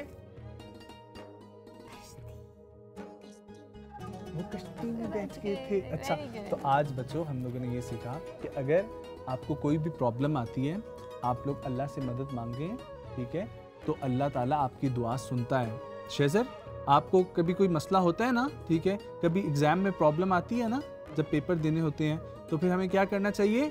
अल्लाह से दुआ मांगनी चाहिए कि अल्लाह पाक हमें ये हिम्मत दे कि हम जो है अच्छे काम करें और हमारे ऊपर जो मुश्किल है वो मुश्किल टल जाए।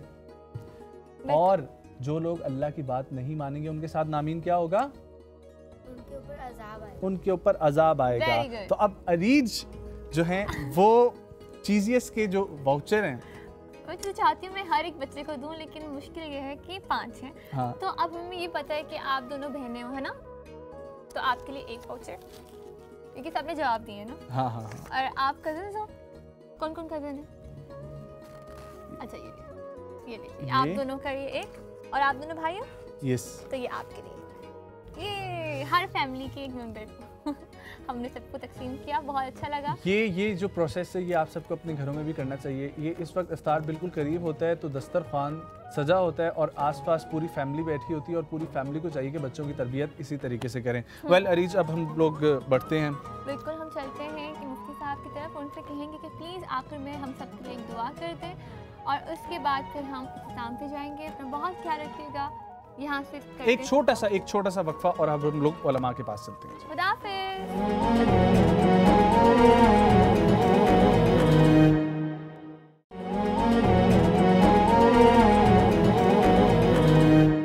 माह करीम में आपको फिर से एक दफ़ा खुश आमदीद।